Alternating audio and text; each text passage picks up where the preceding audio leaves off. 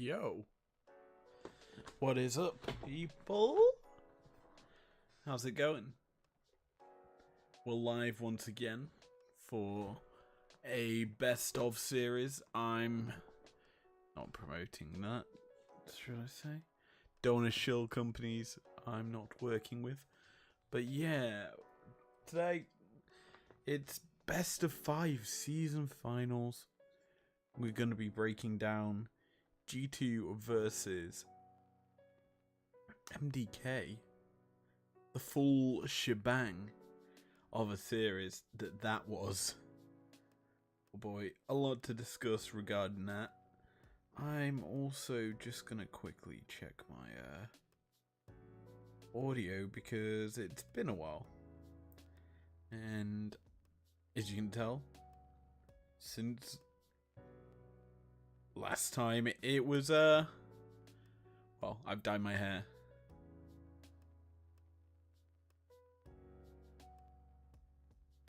So yeah. Ready, round to go tonight. Hopefully we get an absolute banger of a series. I'm just gonna do that so it's a little loud. Or less loud in my ear. So there. A little less music. There we go. And yeah. I'm ready. Hopefully you guys are ready for a pretty decent series. Because you don't typically see a lot of G2 versus Koi and it ending in a pretty chill thing, to be honest. So yeah, I'm ready, so let's get going with game number 1, which sees G2 on blue as the top seed. MDK are on red. Draft already underway. Talia, MF removed, and this is obviously a new patch, 14-15 for season finals. We've been kind of stuck on 14-12 for summer, and so a new set of patches to deal with, which will be quite nice to actually get to discuss for once. So what are the big power picks? Well, AP jungle is still quite strong. Aurora's strong. We've seen Sejuani be a little bit stronger than most, but she's kind of been left out. Lilia is another strong pick, something G2 has gone towards themselves throughout the meta, and that's without it even being a top level pick. So how do we see things shifting forward? Well, immediately the first thing that comes to mind is a nice pick for Caps. Secure early picks for him. However, G2 locking in the Rel does allow for MDK to get their full bot side locked in, round to go, with Ezreal coming in. The flexibility of this champion, it could be played mid, it could be played in AD. You've got several options there, and I guess Maokai is a similar sort of pick, with it being able to be flexed to jungle as well as be played support. And this is the thing about MDK and G2, probably the most experimental teams in the league, and it's why we're covering them today. They both like to kind of flex their styles and showcase new things. And G2 happily playing the Kalista Rel combination. It's a kind of a short range bot lane that, if the game gets later, the Ezreal can certainly poke and harass them down.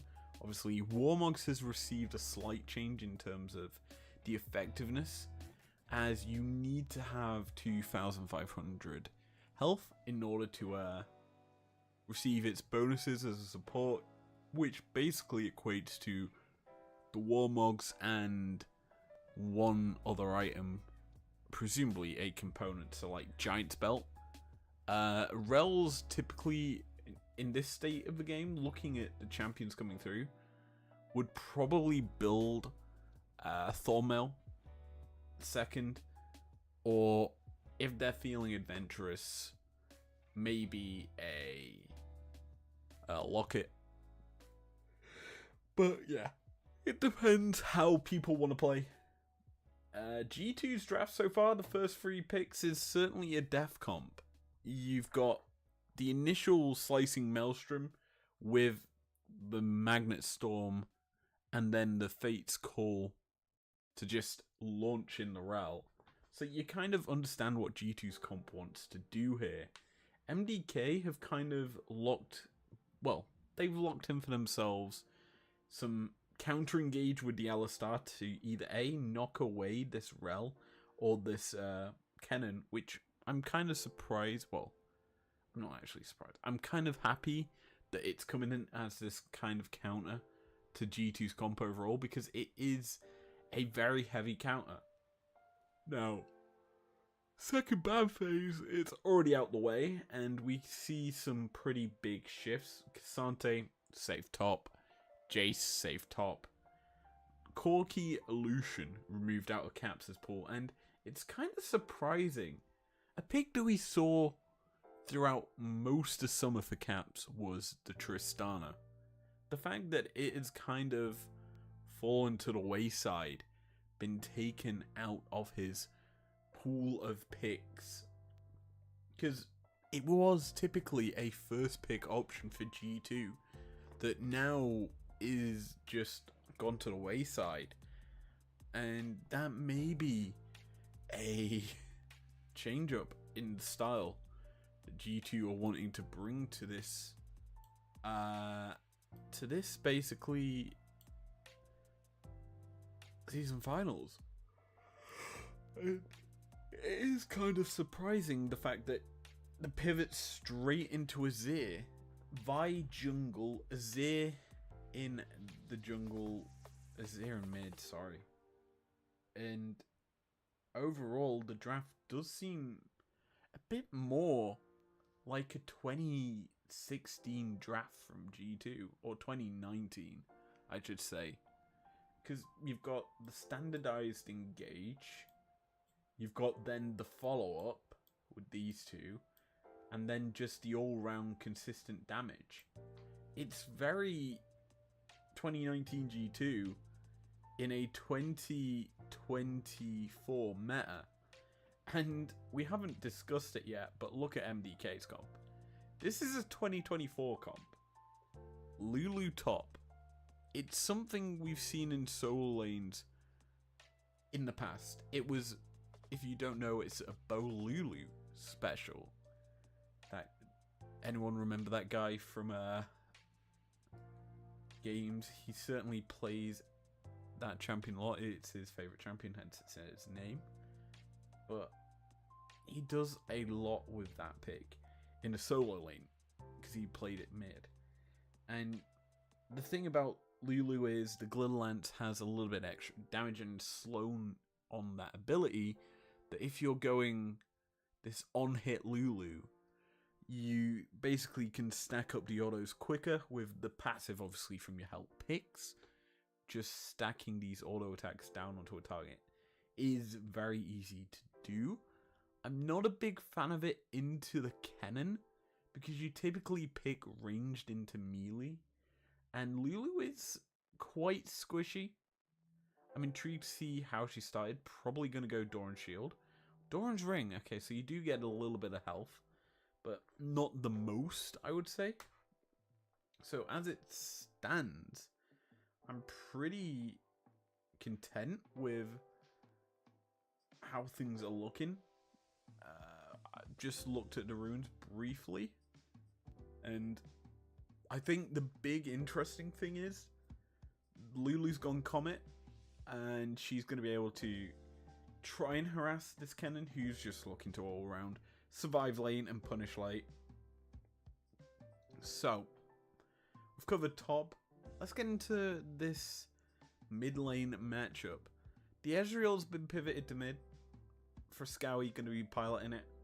I expected it, to be honest, to go mid as an option because it is a pretty safe champion.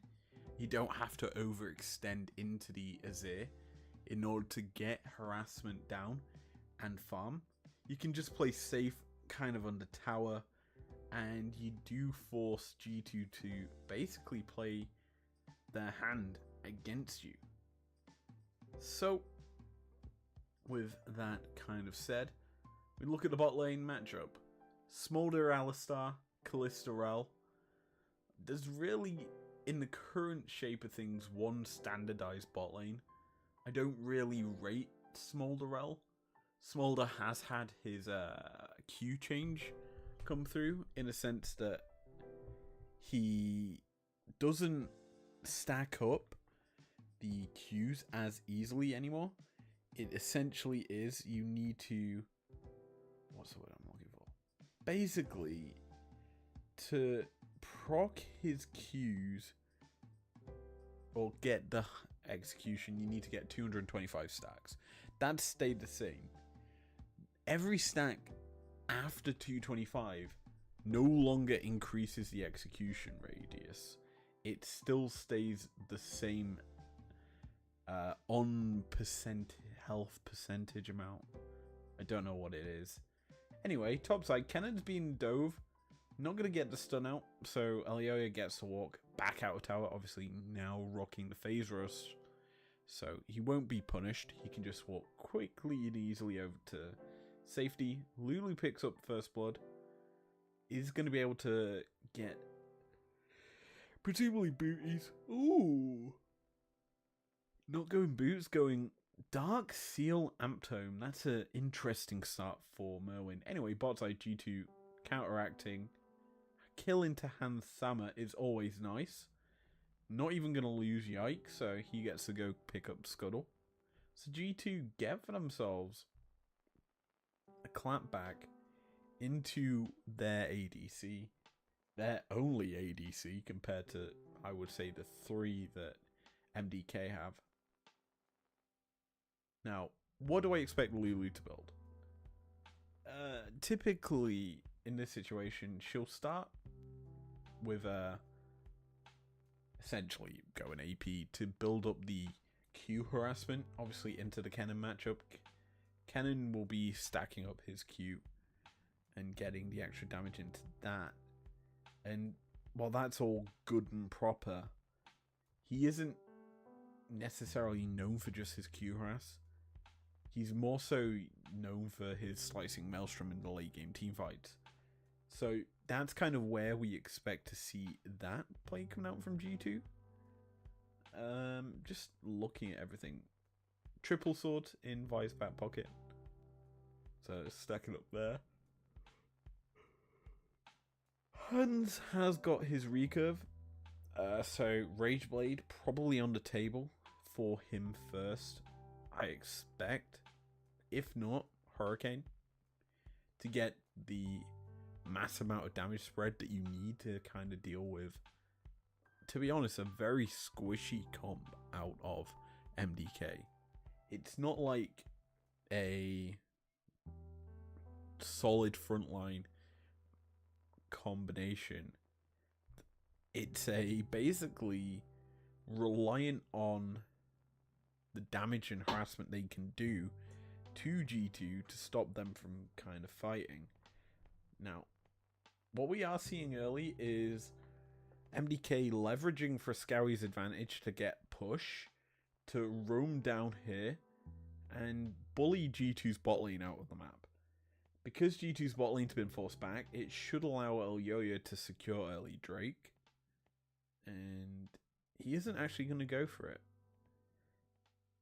Probably going to go for Void Grubs. Realizing that Merwin's got push, so the wave's going to crash in, so his top laner can take a reset here and come out to the map quite quickly. Broken Blade's going to be stuck under tower. So, as a whole, I'd say this is very beneficial to MDK to start. on the top side. The bot side of the map is in danger. Crashdown's going to come through. The Q lands, but Vi isn't able to make a play. Good work there by MDK, to be honest, to respect G2 and play safe. Not getting caught out is obviously a huge thing. Caps spots that the grubs are being taken. He's taking a lot of poke here from the Mystic Shocks and the True Shot Barrage. Got a health bot though, refillable to top himself up, but yeah, it's certainly an interesting start. I'm also surprised Yike is ahead slightly. I mean, it's a marginal gold lead, but it's still a lead over this Maokai, because it feels like, honestly, Elio has been a little bit more proactive on the map. That being said, Yike is going to steal away this blue, you have to feel. Actually, he won't. He's just going to back away. Smart. He realized the collapse was coming in from Friscowie, so doesn't overstay his welcome. G2 don't get a blue buff on top of it. First items on the horizon in some places. Nash's Tooth looking to come online for Caps first. And to be honest, that's not a terrible item. Obviously, you get the AP ratios as well as the attack speed. Two stats that Azir loves pretty goddamn well.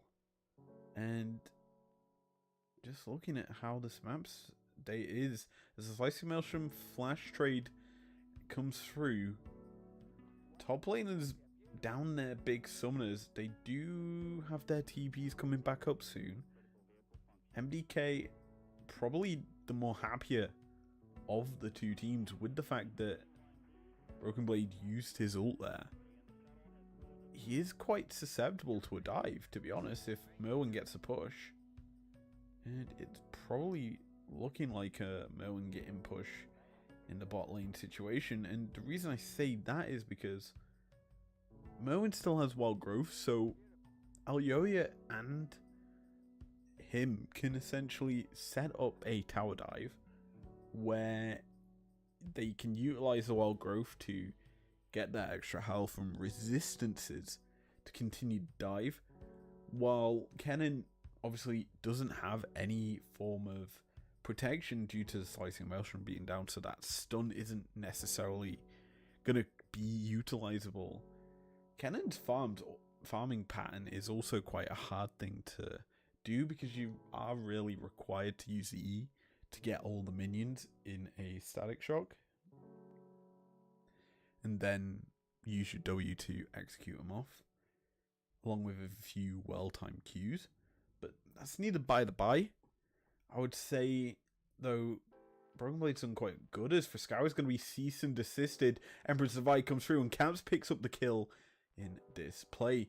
G2 looking for more, as they've already got on top of Alvaro, but Smolder says hi to his mum and utilizes a mass amount of chip damage to G2, but it isn't enough. Instead, Mickey's going to be pulled back to the safety, and G2, they get themselves two, and MDK, they kind of fumble the mid lane play, as they could have honestly have got a few more, but they were out of position. G2 punish. Back to top side. Broken Blade.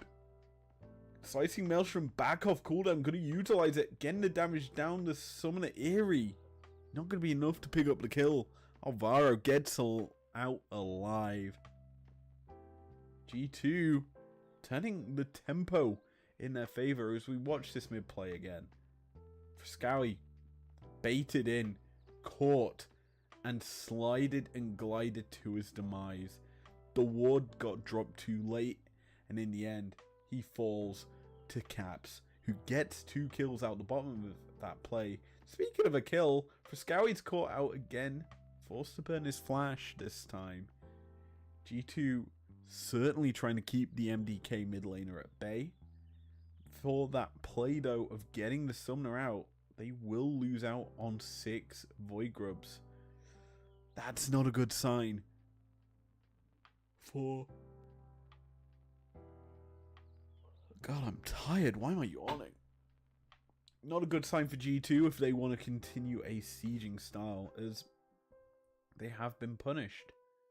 Panda to top side. Merwin obviously building up the AP, and you typically expected, or I was thinking in this game it would be a AD on hit Lulu, but due to the fact that MDK lack AP outside of some champions in this game, like Maokai could go AP but is resorting to a tank build, and Ezreal could have gone AP but has gone for the obviously more in meta style of the AD pick, where you go Infinity,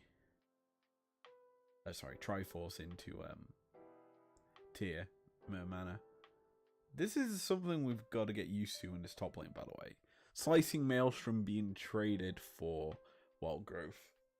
It's an important one, as it removes the big ultis away from both teams. And there's no safety for some of these picks, because if the tower dive or Merwin TB'd in, he certainly would have been picked off. Anyway, Hansama catching out this Alistar. Fate School pulls in Mickey to secure the kill, and now G2 are looking for more. They get onto the backside with Caps, who's chasing down these picks. Maokai is down, and Friscawi is about to follow. The slide, the glide, not even needed. It's just the Emperor's Divide to pick off Friscawi. It's a double kill to Caps' Azir, and he's showing up on the AP picks that he has put off for an entire year. G2 looking for more as Super flashes a little bit too early. The crashdown comes through from Mickey to keep himself alive. G2, they find the fight and take a 7-1 kill advantage. So we take a look at how this starts. G2 just setting up for the Drake. Hex Flash over the wall forces a difficult situation where essentially Super fails to flap to safety, and because of that, Mickey engages heavier with the Crashdown Magnetstone combo. G2 then just claps onto Alvaro, who tries to peel for his team, and it's just simple because G2 corral MDK into the bot lane tier 1, which is doomed to fall because it's so low. The members are already down and out for MDK, and that just means that G2 can essentially secure a free tower for themselves. Anyway, with that, first items are coming on board. Nash's 2 already picked up 4 Caps. You've got Bork in the back pocket of Hans Sama. Sunder Sky for the Vi. And first items for the rest of G2 probably looking to come up very soon. They are going to pick up the Herald here off the back of the reset they previously took. This should allow for maybe some extra kills, as Hans getting very aggressive. The flap not really being utilized well here by Super. He kind of gets caught on the walls. I know that you really do want to be able to just utilize it and stay on this side of the wall, so you kind of want to stay, if I can bring up my drawing, this side of the wall and not over here, because it does mean that you can continue to pick up minions and you're not losing out on CS. But as a whole, if you do it poorly and don't go far enough, so like if this is a wall, because he kind of flapped to here, he essentially didn't get enough distance on it, so he still kept getting punished by Callista. And that's never a good thing, because it just means that Hans gets a little bit more agency. Obviously, the wave's been pushed in mid, and G2 kind of content. They don't really need to care, as I'm going to overstep. Oh yeah, gets a little love tap from Yike. That's about it. Caps is going to secure a second tower for G2. And MDK slowly but surely starting to bleed. These towers aren't being responded, and G2's lead slowly starting to grow. It's a 6k gold lead at 16 minutes. it's a pretty big, and it's about 5k now. But it's certainly a big lead that G2 has built for themselves here. And MDK aren't really showing to me anything special with this comp so far. They've drafted something special and Super's caught, crash down, Magnet Storm, deletion of the MDK ADC. MDK looking to re-engage as Alvaro goes in, but he just popped his Aftershock. He's going to be stunned up, knocked up with the remount, and just look how much chip damage Caps is doing to this cow. Wagyu beef is on the menu for G2 if they catch him out, and they're just pushing and poking, harassing MDK away from this mid lane. The damage is starting to mount up as the slide and glide. Elyoya is caught out. The stacks of spears get ripped out of his back pocket, and G2 get the kill. Topside, Slicing Maelstrom is going to be used. Wild Growth is available for Merwin. No, it's not. Merwin uses ult, and Broken Blade's hunting, trying to get the pick, but is unable to do so. Instead, what's going to happen is G2 turn towards this Drake and get themselves a soul point. Game 1 looking like a stomp.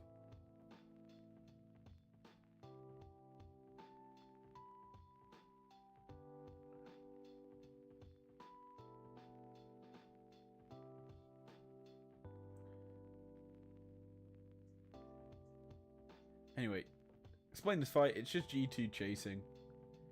Pretty simple. There's not much to it. They're just forcing champions back. Cabs is baiting heavily here. Because if...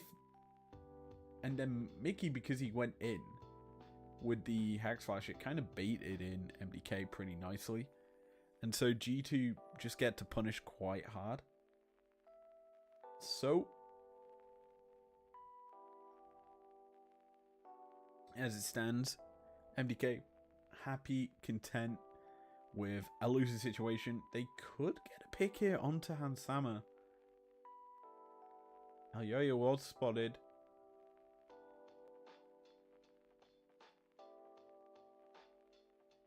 But yeah, Hans not going to overstep. MDK not going to be able to get a pick. And we're in this state of the game where G2 can just wait it out. With a minute until Baron. And 3 minutes, 50 seconds until Soul. Chemtech Soul, not the most powerful, but still a potent Soul because it's permanent stats. G2 are already starting to set up their siege, by the way. Look how they're positioning members. 4 members bot side, trying to force into this tower. It pulls in these 4 members of MDK. Look at topside. Caps is on a constant siege. And he's not pushing into anyone he's unknown about. As it's straight into Frascawi, who has burnt quite a lot of mana. I should point out that mana bar is getting more and more depleted. And MDK can't defend. Caps gets the punish as topside. That's going to be Nature's Grass thrown out. The Caps' tower has fallen down. Trisha Barrage fired out. That's going to allow for an assist. Slime Glide comes through, and G2 are TPing in behind. Caps is buying time, flashing, keeping him safe, as Merwin also TP'd in. Caps is isolating, trying to dodge these Mystic Shocks. Going to be able to get the shield to safety. Mystic Shock goes wide, and G2 are collapsing. Elyoya is on the wrong side of the map here, and could be caught out, as the Scribesman's going to spot out for Scowie. No mana in this Ezreal, and Broken Blade should be able to pick up the kill here. No damage left in the tank. Just going to delay the kill because he doesn't need to get it. In comes Hamsama as in this side of the fight. Caps is getting dominant as he takes down Elyoya. No jungler left on the map here for MDK, which spells Baron for G2.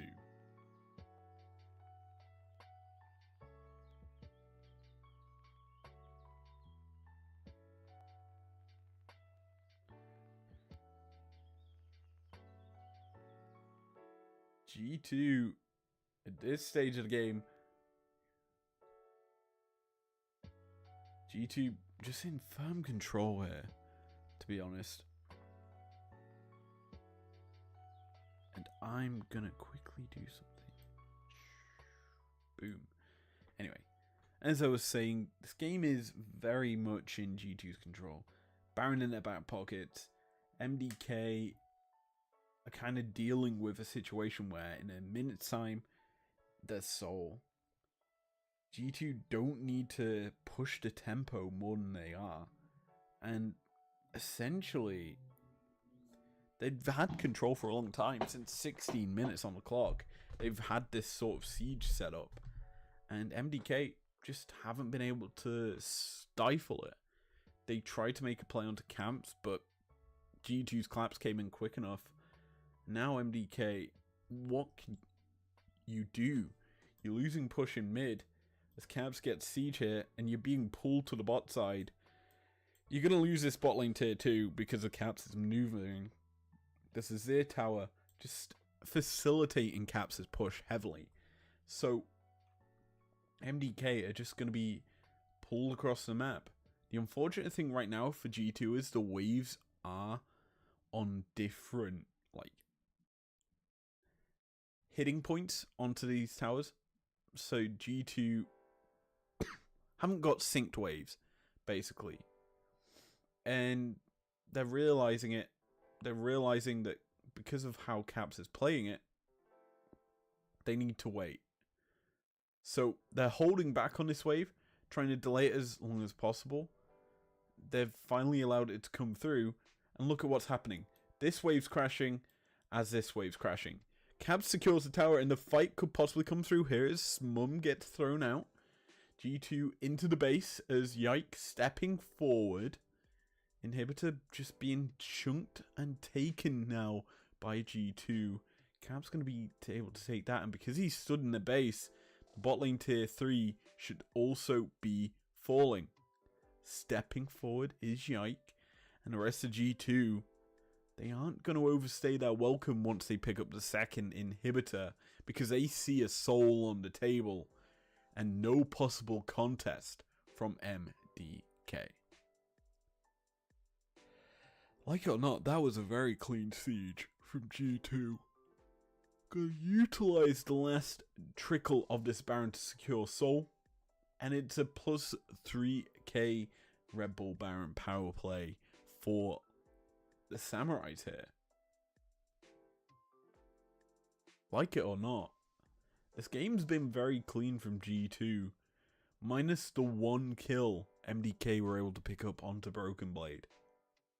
And that hasn't really led to much more than the fact that he's basically given over a free kill as Merwin gonna be caught here. Cease and desist comes through, forcing the wild growth, but here comes a chase down. The Q procced for Yike. Not gonna overstep, realizing the rest of his team is not in a good enough position to back him up. Caps drops the Azir tower. The sand turret has arisen, allowing for G2 to have this safe haven up in this top lane. This temporary haven, some may call.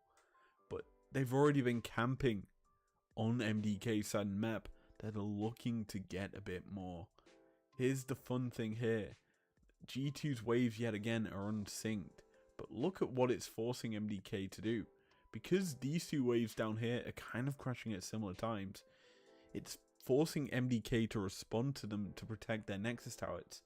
Because of that, Cabs is able to force this wave top if need be. As Alvaro goes in, Cabs goes aggressive. These autos from this Azir are going to force out the Alistar ult. And that's a big ulti down from MDK's side of the map. It's that resistances that are provided with the Alistar ult gone. So he is susceptible to being punished and basically deleted. Anyway, top side of play, Mickey goes aggressive, gets the crash down onto Alvaro, not allowing him to get into the backline with the headbutt pulverize. And that just means that this Nature's Grasp and Mother being called get wasted. As Broken Blade didn't join up with the rest of his team. And that does mean that this Nexus Tower gets taken incredibly low thanks to his plays. G2 now playing the bot 2 side lanes as the mid and bot lane just been cleared out heavily. This first Nexus tower gonna fall to Caps' autos, and the second one starting to be chunked at, chipped, demolished by G2. And Caps, he just uses slide and glide, susceptible to being punished. Yoink, having to body block a bit of damage. Alvaro has respawned. He does have his ulti back off cooldown early, and MDK are forced to engage. El Yoya goes into the back line, but he's unable to get the pick because Caps has a stopwatch, baby. It's still that season where it matters. Status wins for G2 as they take down MDK in the base. Caps is getting another kill as he kills off Super, the godlike ADC, hunting for more, but he's unable to get some as G2 just end the game. Game 1 of the series goes over to Europe's summer split winners, spring split winners, and winter split winners. As G2 in dominant fashion take down MDK in the first game of this series. We got plenty more to talk about after, let's be honest, a very dominant performance from G2. And it's very surprising that it's a dominant performance like this, considering the fact that, well, I know how the rest of the series goes. So, as it stands, G2 playing well, and MDK looking worse for wears, unable to get much done on the map. I apologize. I just banged my mic.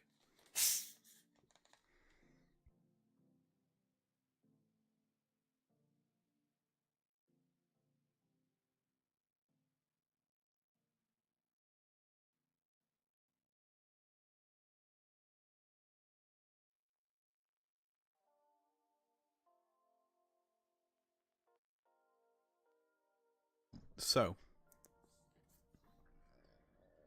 let's go to game number 2. And we're going to cover game 2, not through this manner. I want to cover it through GOL, because it's an interesting one. 34-minute game, and you're already starting to see the interesting things. This game was very interesting to watch live. As you've got ADC top, Morg jungle, Vex mid, Ezreal's now gone down to the bot lane because Smolder wasn't working, and then you've got Leona engage. I like this comp from MDK, and it's interesting to me because at 30 minutes, basically it's a throw. Because G2 wrestle control back at this stage, and that's about it. The also interesting thing is, it's around a Drake. MDK had secured 3 Drakes up until that point. It was Soul Point that G2 threw around. I say throw. Basically, MDK won off of Soul Point.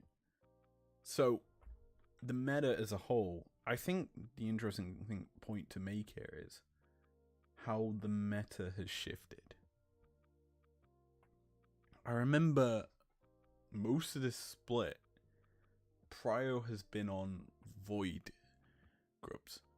This series, it kind of flipped into Drakes with Prio, as they were being stacked up like seasons past before mites were even a thing. They were prioritized, and it's a nice feeling to see Drake getting a bit more love again. But in the same regard, this game kind of showcased how broken the current meta is in terms of the picks, considering the goal graph, the damage graph. Corki top, if you couldn't tell, it seems fairly broken. And I mean, for the fact that 726 basically killing Yike a lot, or Mickey. Hans still got fed, which is an issue for MDK, because Hans is still performing well. But Merwin just was like a monster. 400 CS, basically, to 276. It's an obliteration in the top lane matchup. I think if we look at the timeline, just look at... Yeah, I'm pretty sure that's Merwin. From minute 11, basically, he just controlled the game for his team. And the lead just was unbearable for G2. That they couldn't really shut him down. The poke and harassment around objectives and fight, well, around objectives more than anything, just meant he was able to just win the game. It's a clean harassment game from from MDK that G2 couldn't respond to. So, game 2 done. Give me 2 seconds while I do something that's really annoying. There. The music's really annoying me. I don't like listening to music when I stream. Or anything. I like the tones of my own voice. So now I can't hear it. But hopefully you guys can. If not, whoops.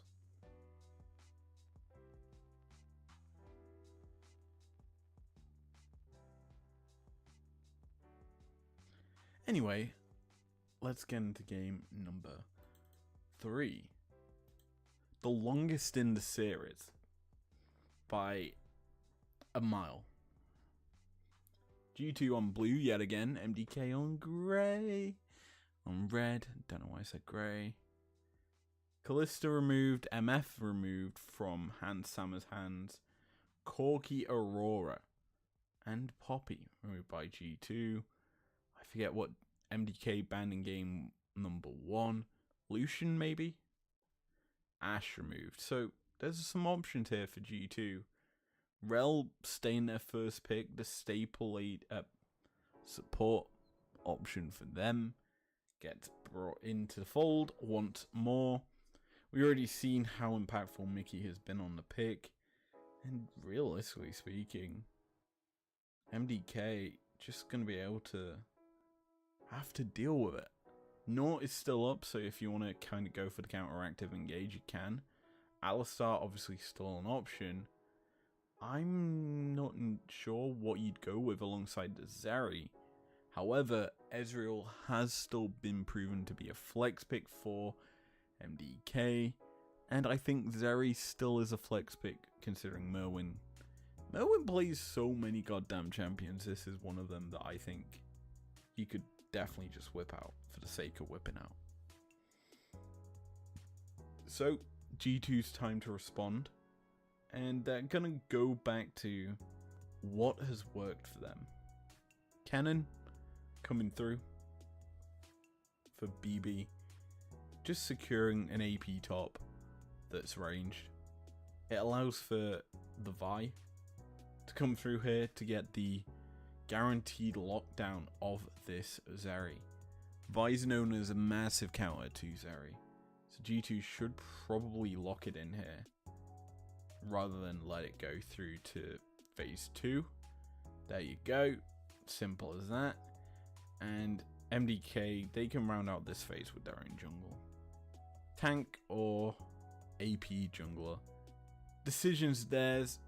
I would say get the tank frontline. Ew. That's a Morgana. How do I explain Morgana? Well, the utility of this pick, pretty interesting overall. Because you've got the Black Shield. You kind of can negate the effectiveness of the Vi.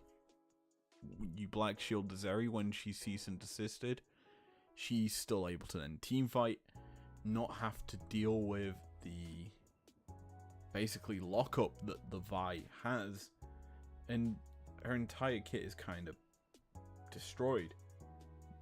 That being said, Morg has her own counters, and namely if she doesn't shield herself, she is susceptible to being caught and killed off because she doesn't have that much health and isn't that tanky. Anyway, ban phase 2. Azir LeBlanc removed out of Caps' pool. The AB carry is being taken away from G2's mainstay mid laner. On G2 side, Braum's gone. I expect probably an engaged support to go alongside it as well. Nautilus, Rakan, still options. Leona's the other one that's up there. So that gets removed, which forces Alvaro probably onto the Alistar. It's the smartest 4th pick you can make, all things considered. Instead they opt for the other one, okay. So I'm getting my picks completely wrong. I don't really care though. Oh boy. How did G2 round out their draft? They've got ADC and mid lane to show here. Draven is a handsomer pick that gets to come through here. G2 will be on a very aggressive bot lane meta style that should be punishing of MDK should it go well in the early game. And I think the last time we saw Draven from G2, we covered it and discussed how it's a prevalent pick for G2 in what they want to do as Annie comes through for Caps. Essentially, the last time we looked at it was G2 suffocating through the bot side of the map and not allowing their opponents to basically play the game. Here, probably going to look to do the same as Galio comes through to round out their draft. MDK still keeping spice in everything that's nice, as a Galio is a solid pick for him. You've got kind of the ability to react to what G2 do. The grand entrance or the heroic entrance. Honestly, I get his ability names mixed up with Rakan's, so I'm glad they're both not in this one game. So like, both the grand and heroic entrances being used at once is just like a pain for me. Anyway, Game 3, drafts are in the book. One team can get to match point off the back of this one. Who will be the ones to do so? We are entering the Rift for the 3rd time this series. I'm looking forward to this one because apart from the fact that we have got explosivity on both sides of the Rift, it's gonna come down to the majority of this early game as to whom gets the lead.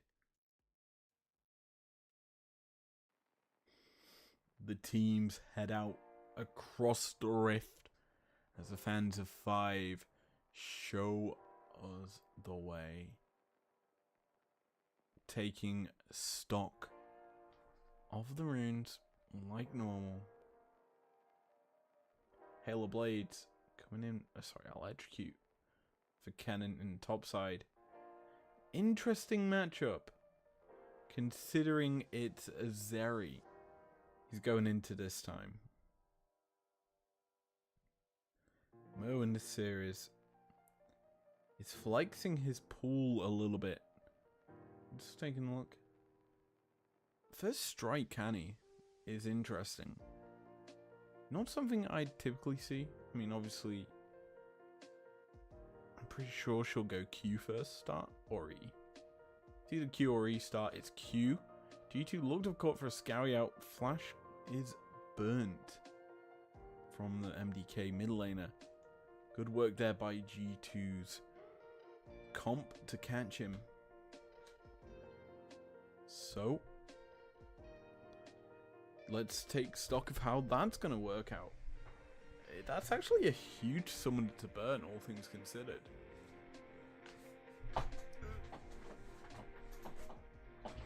That's also exhaust burn out of Merwin and topside. So, let's talk about this. It's actually pretty, well, it's pretty bad for MDK to start. 2 summoners down already. And the Galio without flash is big. Bot side, hook lands onto Mickey, able to crash down, keep himself topped up. And now G2 just happy and content. I'm going to be honest. The start of the game is interesting. Because of how susceptible Frescowy is, he's a melee champion into a very stun heavy mage. It's going to be very hard for him to play out this early game.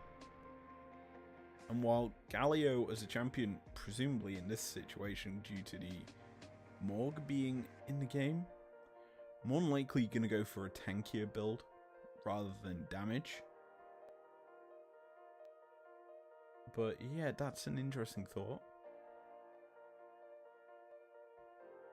And I'm intrigued to see if Yike punishes mid. With the fact that Frescowy's flash is still on cooldown. Could get a kill, could get first blood there. If the MDK mid lane oversteps, and with how Caps is kind of playing lane, he's trying to goad in a potential play for G2. Super. Could get caught as mid. Caps is going to be taunted, but he's got his stun ready and available. And damage being thrown down in the jungle. We are starting to see a little bit of a skirmish as Mickey, taken quite low, forced a crash down to get a bit of his health back as Yike flashes to safety to avoid that dark binding. MDK starting to turn around this early game. And Hans Saba could be caught out here. G2 do have members hovering as both mid laners TP to mid. This would have been an isolated 3v3. But with Alioya resetting, not going to overstay his welcome, actually has started to rush up to the top side. Broken Blade tanked the tower. I don't think he wanted to do that more than anything. It does mean that he has to give up pressure top. So that's a bit of a misplay from G2's top.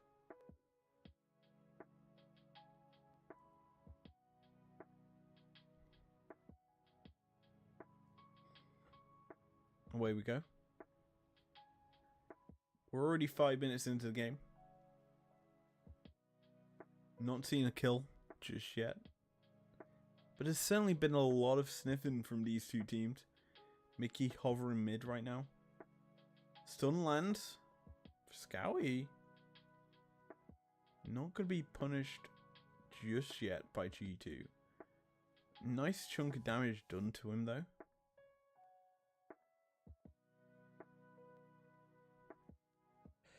Which G2 respect the collapse coded from MDK.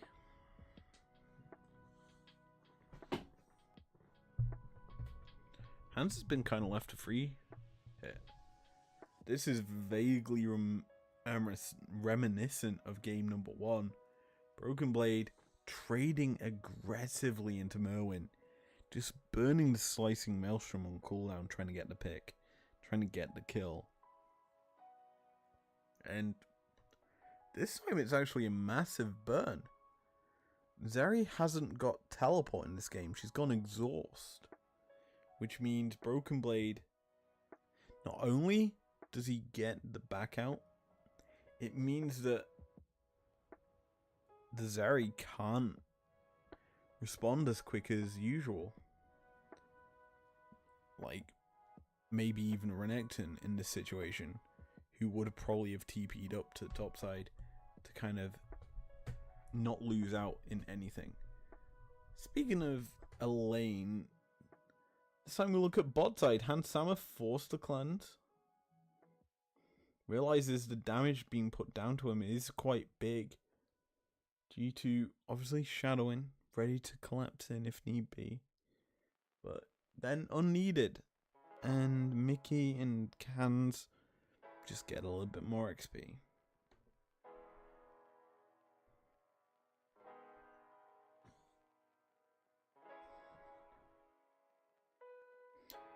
I feel so tired watching this series. I don't know why. I need a drink.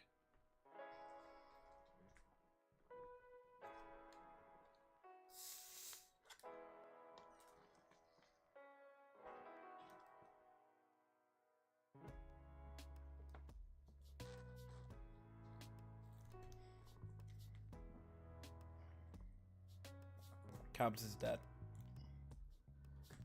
Shouldn't have burnt Flash.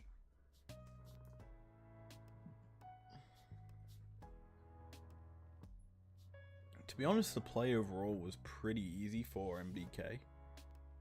The hook was very lollipoppy. Like, it was well threaded by Alvaro, because I'm pretty sure they were all Caps' minions surrounding him. So he did well there. But the problem is for MDK,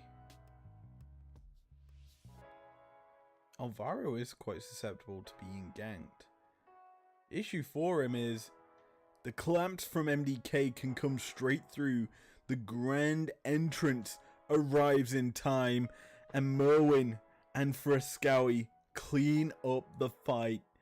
The Galio gets himself a kill, and the best bit is Caps isn't really able to pick up much off the back of it. Unable to even get a plate actually is pretty big.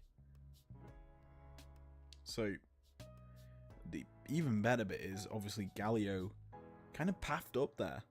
I'm going to look in the minimap here. Just look where Frescowy is. Stood right here, hovering off to the side, launches himself in as soon as he realizes Yike is there.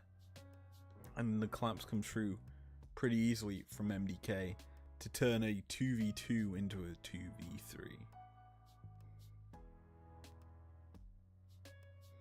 So off the back of that pick, it's resulted in an all red gold advantage chart for MDK, who, to be honest, are doing very well for themselves. G2, for once in the bot lane, have a awkward matchup where Hans hasn't really been given an opportunity to balloon a lead, and the attention that Yike has kind of paid to the bot side has been minimalistic. The reason I'm bringing this up is because he kind of would like the Draven to be receiving some jungle attention, especially this early into the game. Just getting a kill, an assist, or something that gives this Draven a better state, because Ezreal can play so safe post level 3 that you really needed to have punished him earlier into the games to kind of allow for Hans to have a massive impact. Anyway, we're clearly panning topside because Broken Blade's going to try and make a play. Crashdown, the Zap's going to be used here as a massive amount of damage from Merwin secures the solo bolo. The Slicing Maelstrom isn't enough from Broken Blade. And that's just given over free and easy gold to the MDK top laner. G2 looking for more as the TP comes in. It's Caps on the flank, but he's immediately rooted. The Crashdown comes through as Mickey's trying to get Elyoya, but the Black Shield does so much work here for MDK, and Frescowy's back into the fight, protecting his team allowing for the kills, but Hans Sama, he gets himself a cash out, and MDK, they get themselves a massive teamfight win. The taunt's going to land here onto Broken Blade. He's TP'd to his own demise. Caps will secure one back in response, and he's looking for more. Frescowy's burnt to a crisp as Caps is still on the fight. The stun from the Q lands. The fire, the breathing, the death from the mid laner of G2. Caps secures 3 and a G2 fight win. Actually, I wouldn't even call that a G2 fight win. I'd call that an even trade overall. So, a lot to discuss there as to what's happened. But essentially, Zeri joined this fight. We already realized that. No TP. So she just gets to sit and watch inside. Meanwhile, G2 try to force. They realize they can bring more members down here than MDK. And Caps actually TP's quite late to the fight. Actually, it's Broken Blade who's respawning. Never mind. Essentially, G2 were able to always have a numbers advantage in this fight. No matter what. And MDK, while they do good here to try and even the fight out, it's just unfortunate for them that Caps is able to get all 3 kills, which means a hell of a lot more gold into his back pocket. And the reason that's important is Frescowy was kind of the leading light on the MDK side of Rift, as that's a slicing maelstrom. That's a whole lot of damage down onto Alvaro. He fires off the dev charge, but it isn't enough. Caps flashing forward, gonna be able to get supers flash out as well. The Tibbers is enough to frighten and push back the Ezreal. MDK. Do I say that this is looking like a throw? Because they've had control quite early on. The kills still in their favor. But G2 still are in this game. It's going to be the Zeri ult burnt there. For pretty much nothing. Mickey shows his face. G2 are mounting a protection cores on this top lane tier 1.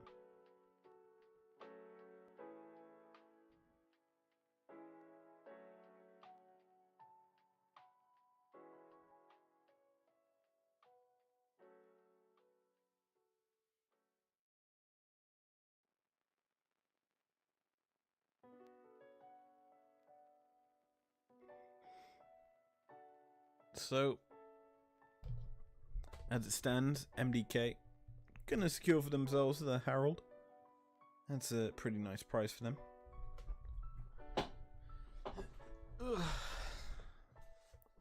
G2 just trying to get a bit of farm. Yike, finally about even with Elyoya, though Herald's gonna change that story.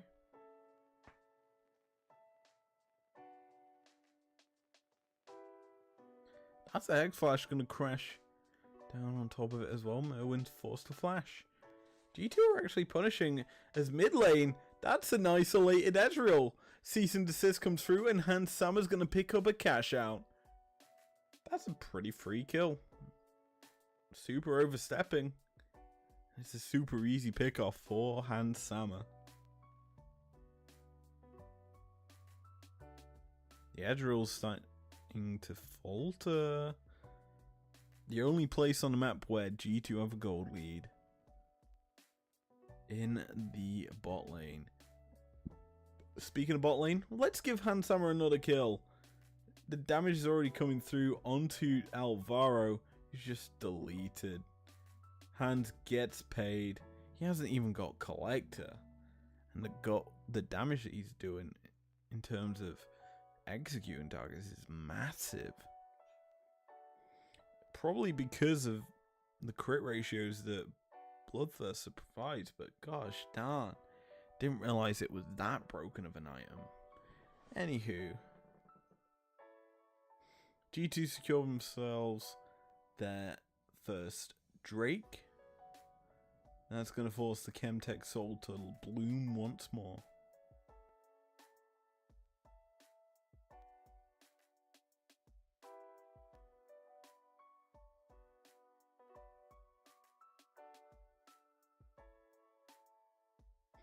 I apologize, I'm actually falling asleep. MDK secure first blood in terms of the towers. Though gold lead's still fairly even. I say fairly even. There's a 2k gold lead for MDK. Though it doesn't feel like it. It feels quite close. It feels like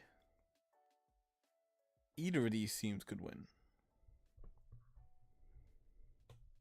MDK right now have firm control over the map state and pushing and just keeping a solid structure for G2, but it also feels like it's half burnt, it's crispy, and I don't like it. I don't like crispy from G2.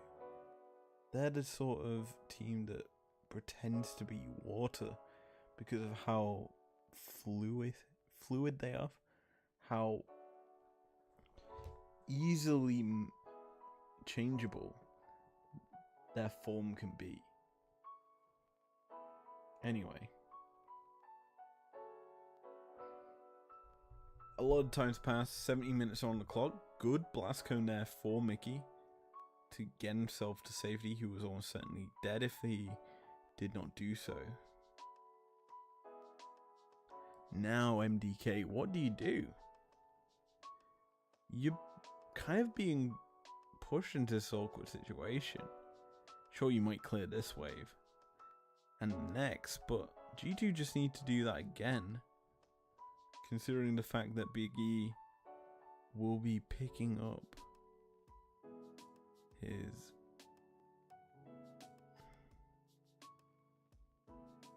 What am I on about? Why did I mention that? Don't make sense. Anyway, Herald gonna be used mid, securing a little chunk damage to this tier 2. MDK on the run, picking up the blue in G2's jungle on the retreat. Hands almost caught out there. Is able to avoid it. The minion wave, his biggest friend. And now G2 are hunting. Cabs is hooked, but that's not too much, as the massive amount of damage from this Zeri is just going to delete him before he can even use his ulti. Hanshammer gets himself a kill and is on a killing spree, as somehow Mickey's just killed off this top lane Zeri. Super now, trying to free fire in, but he's not able to do too much as Frescowy is just being chunked away at. Hanshammer is a monster this game, and G2, they pick up a massive teamfight win that's really unable to be translated into anything else for themselves. We take a look at the replay, and it's just Cavs being caught, oversteps, deleted by Alvaro, who just hunts him down. Then it's a really good work play there by Mickey, who kind of just solo kills this Zeri. And yeah, from there, it's pretty easy for G2 to clean the fight once Frescowy's down.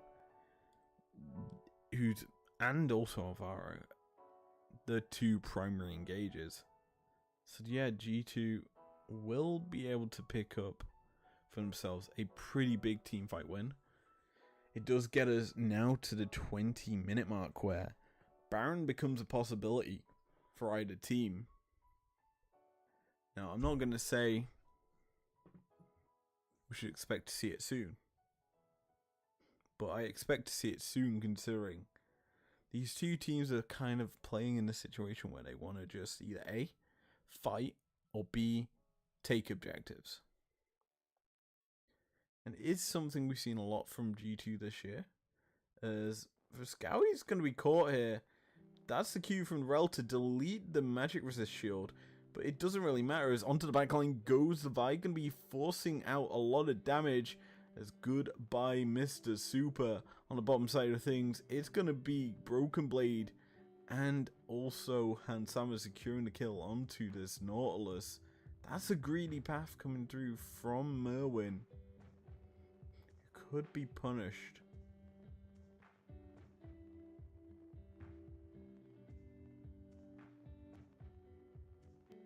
G2 win out that fight.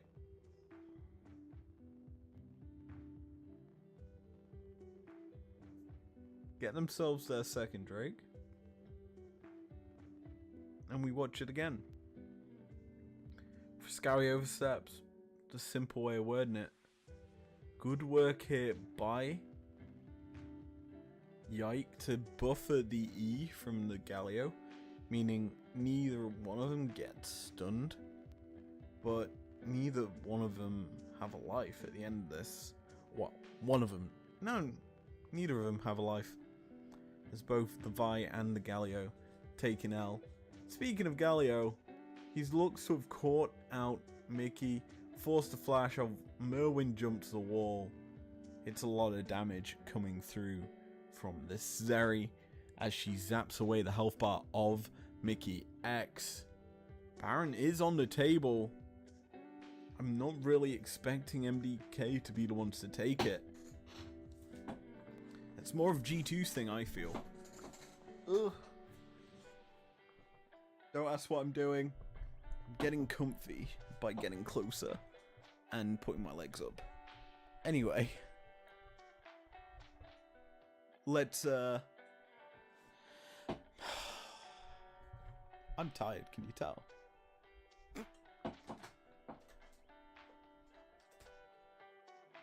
Hi, me.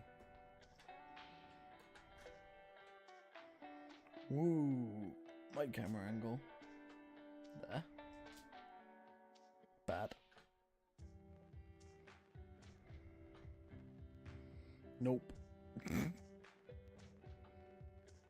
Bit better.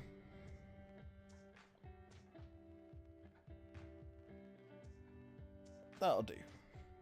So, where are we in the game? 23 minutes on the clock. MDK are looking to start their siege topside. Merwin, pretty big threat, all things considered. 3 1-on-1. Has a decent CS lead. 1.6k gold lead over Broken Blade, who's a short little rat that's 2, and 5. Yeehaw. Ugh. There we go. That's a bit better. For me. Haha. Fight's gonna brew here. Rooted down goes Mickey, who's forced to crash out himself. G2 taking drastically low. Slicing Maelstrom comes through. Cease and desist on top of it. And they shut down Merwin. Hans Sammer's on the backline getting himself fed as a double kill to the Draven happens to be on the board. Cap secures the kill onto Super. And the ADCs of MDK just are deleted from the Rift. Baron in the eyes of G2 after one quick brutal fight. They've managed to pick themselves back into this game.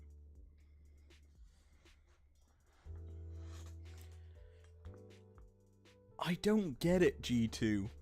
One fight and you just get back into it. That's insane. We watch it again and it's just Mickey. He gets rooted here and he forces Merwin actually jumping over the wall. That then means that G2 can kind of turn in, one realizing that there's no escape tool for this Zeri.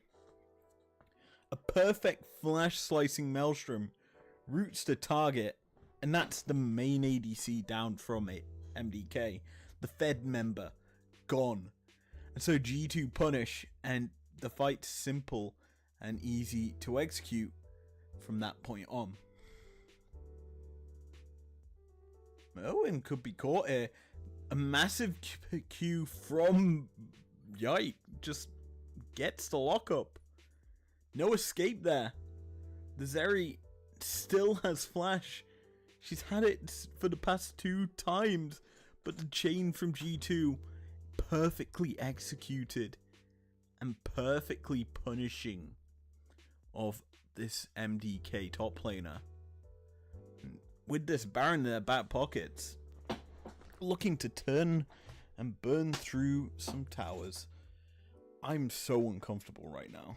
I don't know why. Looking at mid, got a little pip as Super.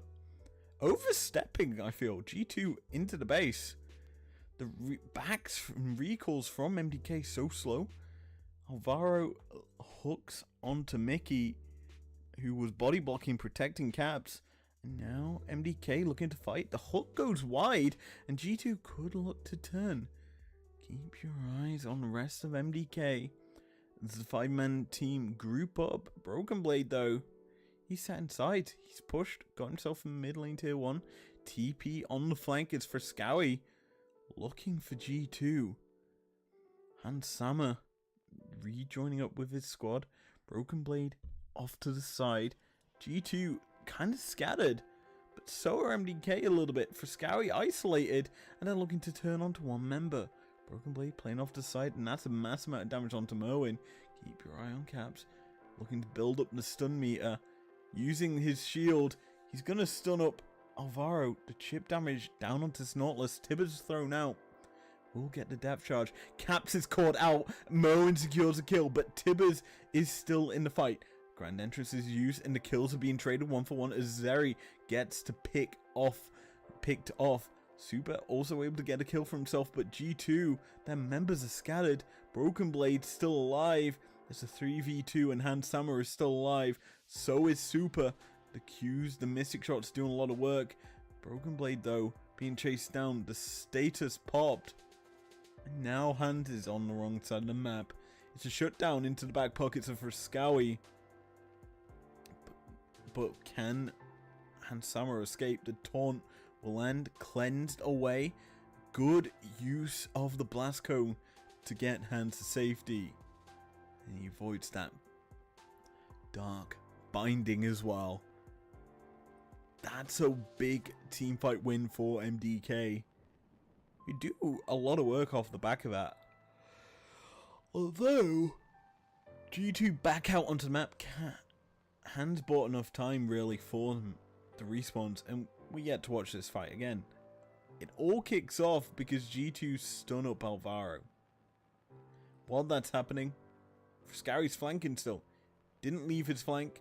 Dev charge, massive Zeri ult, and yeah, Moan gets the pick. Top-sided fight, Mickey and Tibbers pick off Moen, and the possibilities of play here as Yike's gone over the wall. The CC chain of doom just keeps coming through onto him. Sees assist forward, but he's gonna fall immediately. Nautilus is taken away, but still stays alive. He's able to get himself his own kill. Tibbers thrown over the wall. Super just being ran down by Caps. Tibbers is so strong. Now Caps is on the wrong side of the map. Stun comes through, but the Black Shield a little bit too late here from Elioya. Now Caps is rooted into the CC chain, and he is killed off.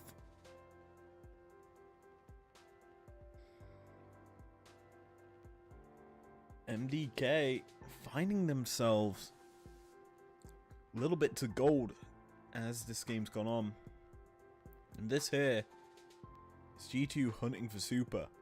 Yike goes a little bit too far forward trying to get the pick, and the CC chain of doom just comes through.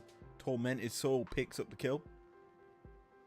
Slicing Maelstrom from Broken Blade, kind of a little bit lackluster here.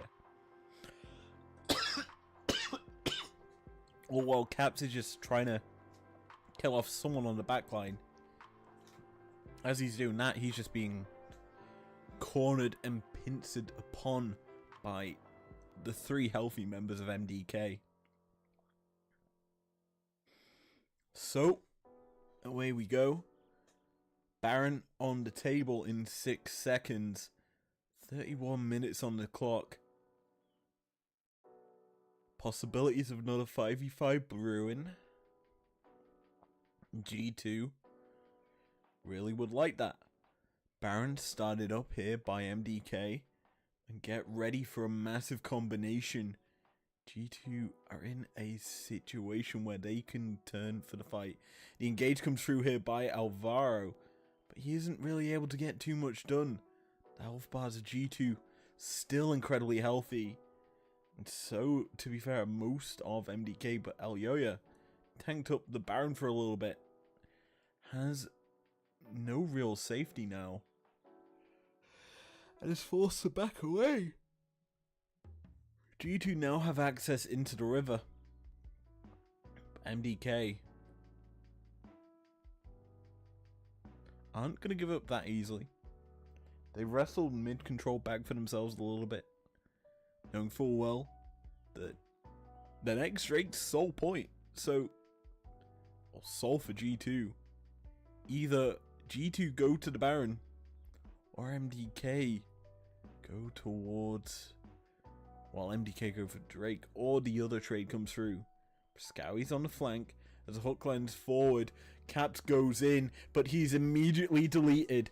Tibbers is gone as well, and G2 are just being deleted where they stand. The hook lands onto Hansama, and he is still alive. Broken Blade's able to secure himself a kill, but Draven is down. Broken Blade hooked up, deleted from the rift, and MDK... They get the ace, and they're looking for the base of G2. That was a fairly clean fight. Deleting Caps before he can really do too much in the play. And, you know, it's a pretty solid team fight for them. Merwin is fed. He got turbo fed early, and that's resulted in G2 kind of falling behind the tempo with him. Now Mickey trying to defend the base, the Nexus towers being taken out. The second one falls, and here comes Caps. He's got a stun ready, gonna use it. He lands it massively, but Super, he's being destroyed by G2. The auto's coming through, and G2 are deleting the members. They're gonna get the kills, and MDK unable to finish the game. The Nexus still stands for G2, with Baron and Soul on the table. Choice of pickings here. Yoya is on the bottom side of the map, so he's looking for Soul.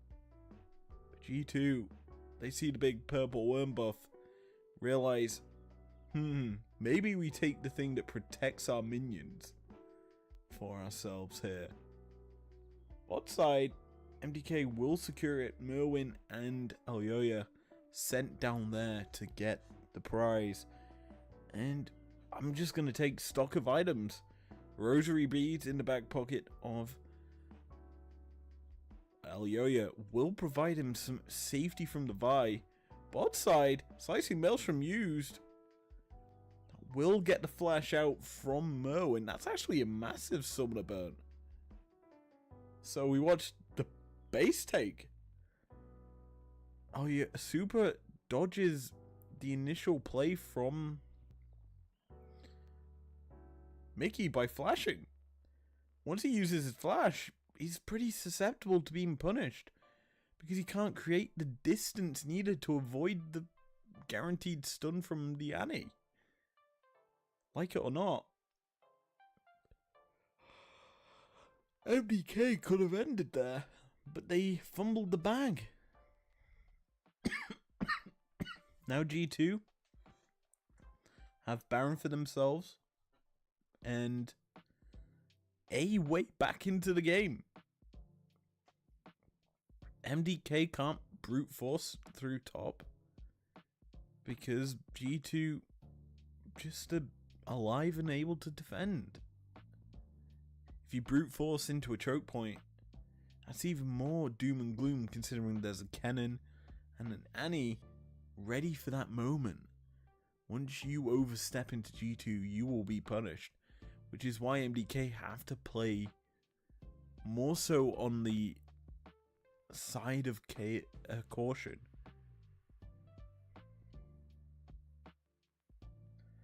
Now, what I will say is a lot of champions are getting fairly close to their full builds, especially Hansama, who is full build, minus boots. He's still got to upgrade them. But to be honest, never mind, he's done that now. He's full build. Yeehaw. Super's close to his full build as well. Building up the Hex Drinker. But rest of the state of the game, for Scowy, pretty much his full build. He can stay a control ward bot like most people. Caps is building up towards presumably Death Cap for his final item. You could go Horizon Focus, though I don't think that's the most impactful for a Azir. Sorry, Annie.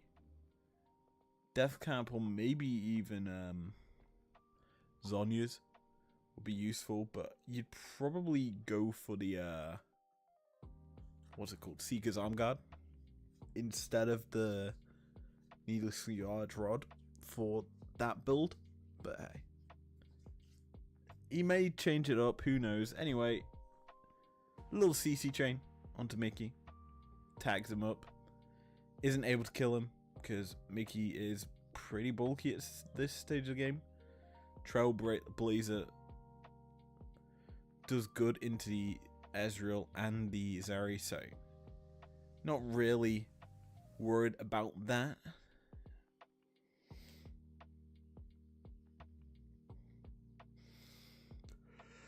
Super being hunted here. Has just used his dash. Yike was priming that Vault Breaker, which I just remembered the ability name of. Haha. Anyway. Nothing really for these two teams to fight for just yet. 50 seconds until Sol. That's about it. The Barons, of course, on a disjointed timer. And G2's last Baron, not really that impactful, to be honest. Didn't really get too much done with it.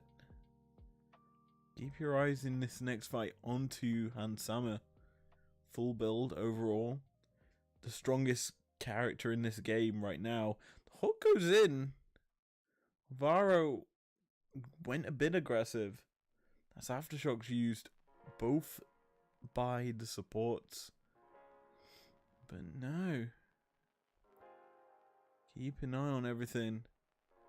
As G2 are kind of seeding pressure around this objective. Realizing they've got mid lane inside track. They're trying to keep MDK off the wave.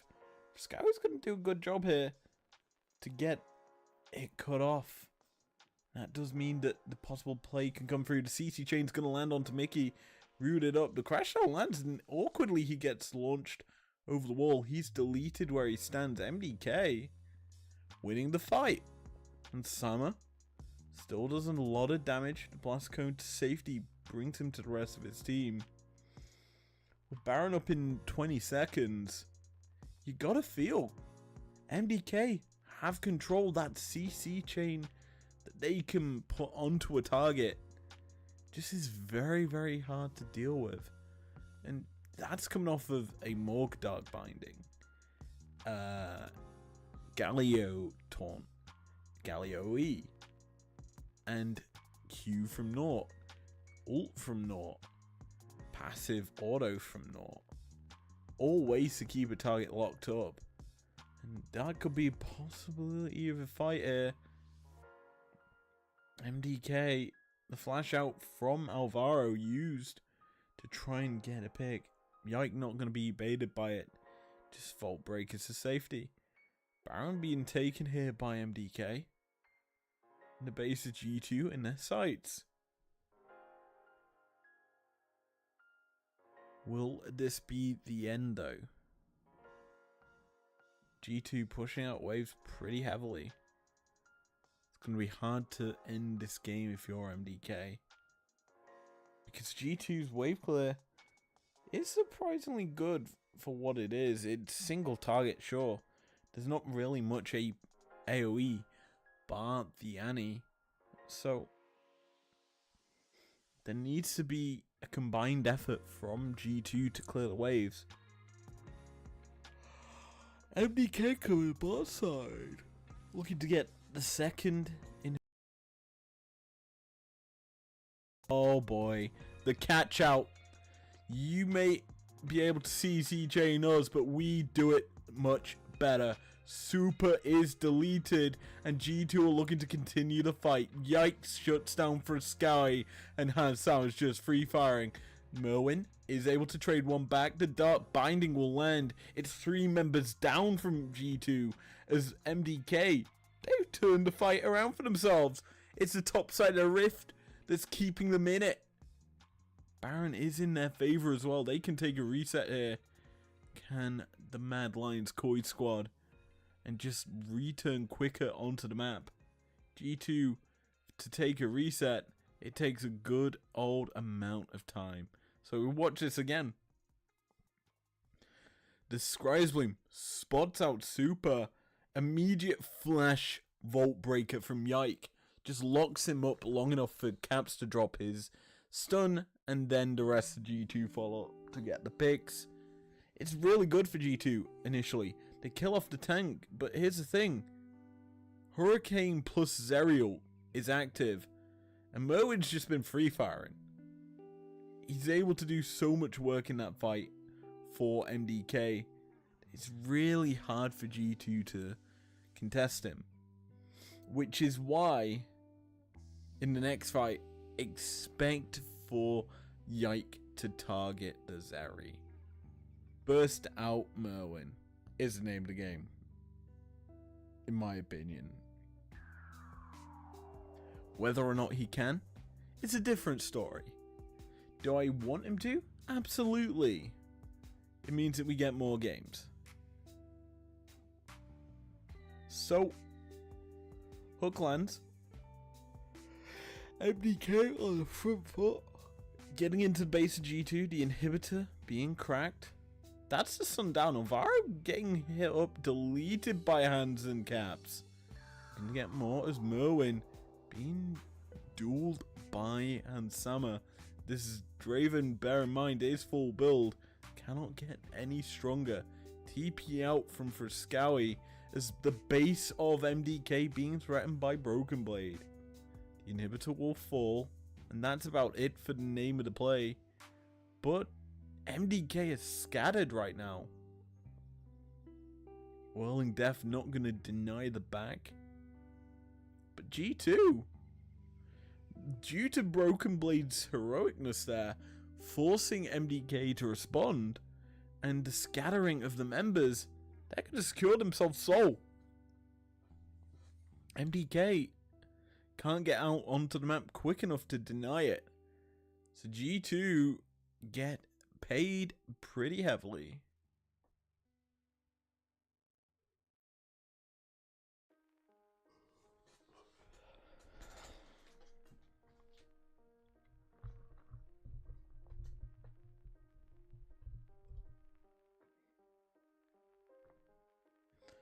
So, Baron up in a minute 40. 45 minutes on the clock. It's a long one. Neither of these two teams want to give up this series to the other. I'm intrigued by why MDK are collapsing bot side, considering there isn't really anything to play for down here. I get that you kind of want to get the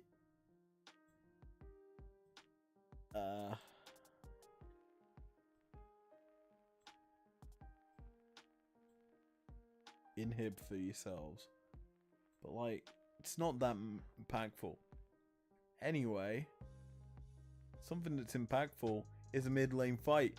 That's Merwin deleted from the fight already. Scary now isolated off by G2, who are looking to chase.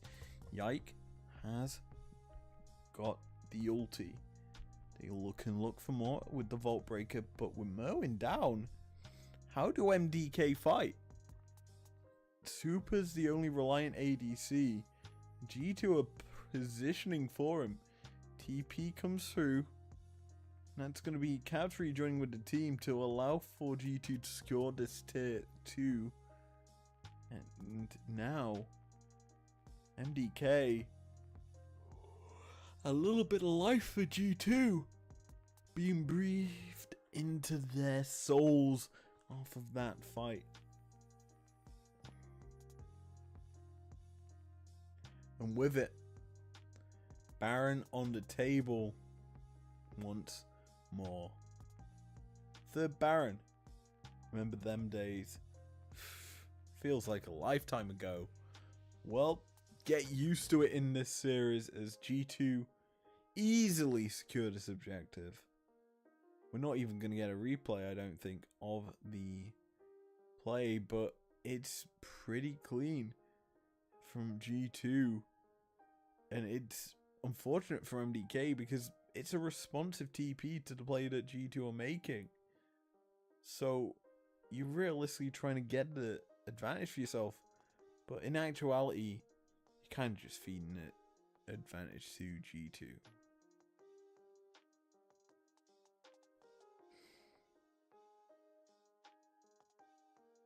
So, gold graph right now is looking pretty nice. Yeah, hands is up quite a lot of gold. Doesn't really matter right now because they're both full build. So, there's that.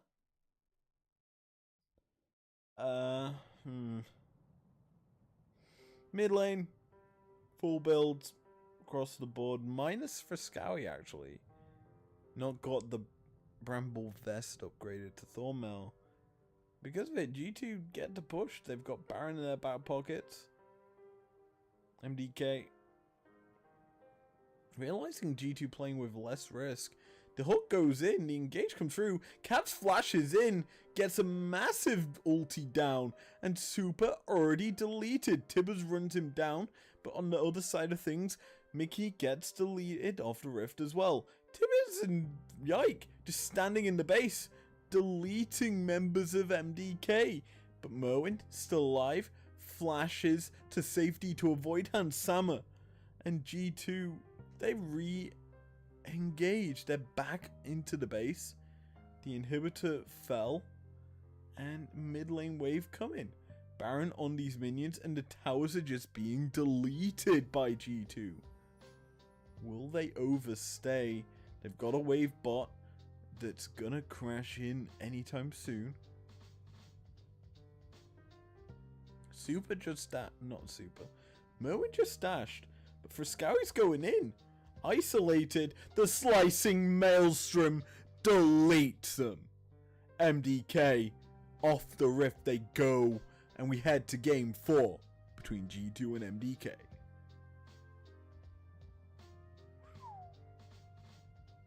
That was a fight to end the game, and it was slow.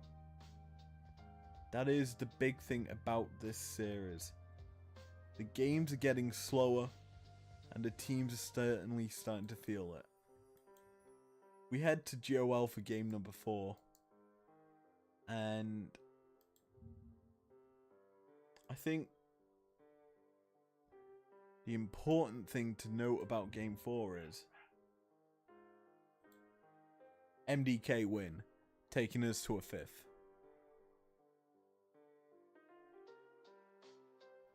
It's the return of the Smolder. This time not in the bot lane. It goes top for Merwin, who's, let's be honest, just playing so many different picks this series that it's hard to keep up on and with, because G2 can't really deal with it.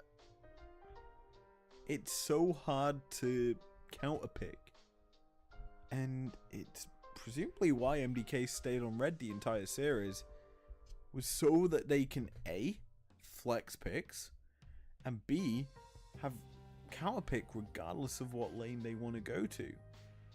G2 just weren't able to match it. And the stats in this one, Soul picked up yet again. This is a 27-minute game. So clearly they're taking some prio on these Drakes. Both teams are. And with it, you just see 8-minute Drake, no grubs, or grubs aren't showing. One of the two. I wish they showed grubs. Oh, they do. So, all 6 grubs were taken. MDK got 5 of them. So, they had the siege potential. Yeah, it must be illegal for Merwin to play carries in the top lane. That is my decree from this series. And from what I've seen. Let's move into Game 5. I feel a bit more rejuvenated now. Probably because I've talked for about... Oh, I've been talking non-stop for an hour 40. Not bad. Bang. Get a bit of lighting in here so you can actually see me. And, you know, I'm tired. Oh. It's very late in the day. Let's get into draft for Game 5 and how this shapes up.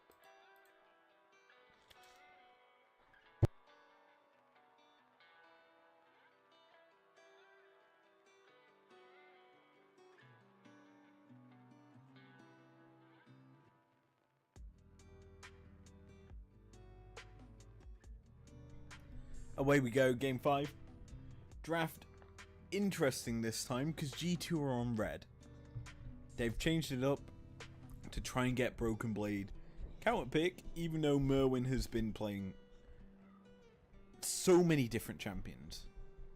It's hard to know what you're going against until you know what you're going against. Even then, MDK can just go double ADC and make it hard. The Ezreal removed makes it a little bit harder for MDK to go for that style. But as it stands, MDK just take away the Vi. Rel priority has gone away here for G2, as instead they've gone Draven Zyra. Now, interestingly, it could be a flex Zyra into support with or jungle. So MDK unawares as to where that's going. G2 will probably have to show their hand soon with Caps' pick, as there's a Zeri. It's still flexible. MDK can either play that in mid, top, or bot. Braum gets locked in here, and that's safety. It's surprisingly early also to see the Braum, because that leads me to believe that they're probably going to draft something safe in the bot lane that isn't the Zeri. And I'm just thinking like Jhin could come through, or a Felios, something that means you're not reliant in running into this Draven.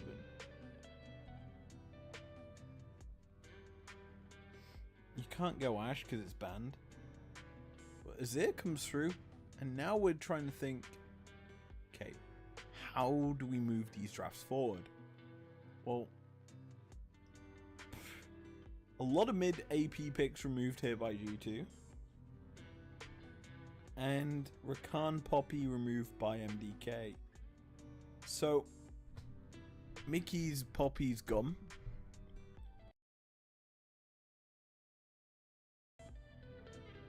To the Zeri, considering Vi's been picked up by MDK, the counters to Zeri are quite low now. Anyway, Rel comes through. Expected. That does lead for Desire to be in the jungle. MDK can round out their draft now. They've got safety. What do they want to go into the mid lane with? It's going to be the Ahri for Scowy. That's a nice pick. a lot of dashes, actually kind of telegraphable. With the fact that the Poppy was banned, Spirit Rush value just goes up in stocks. And G2 can't really negate it. Nidalee comes through to round out the draft and more than likely will go to the top side for Merwin. And this guy's clearly been cooking the entire off-season that MDK had. Didn't play in the playoffs for summer. And right now, they're looking like a very strong team with the uniqueness of their drafts. G2 round out theirs with this Aurelia.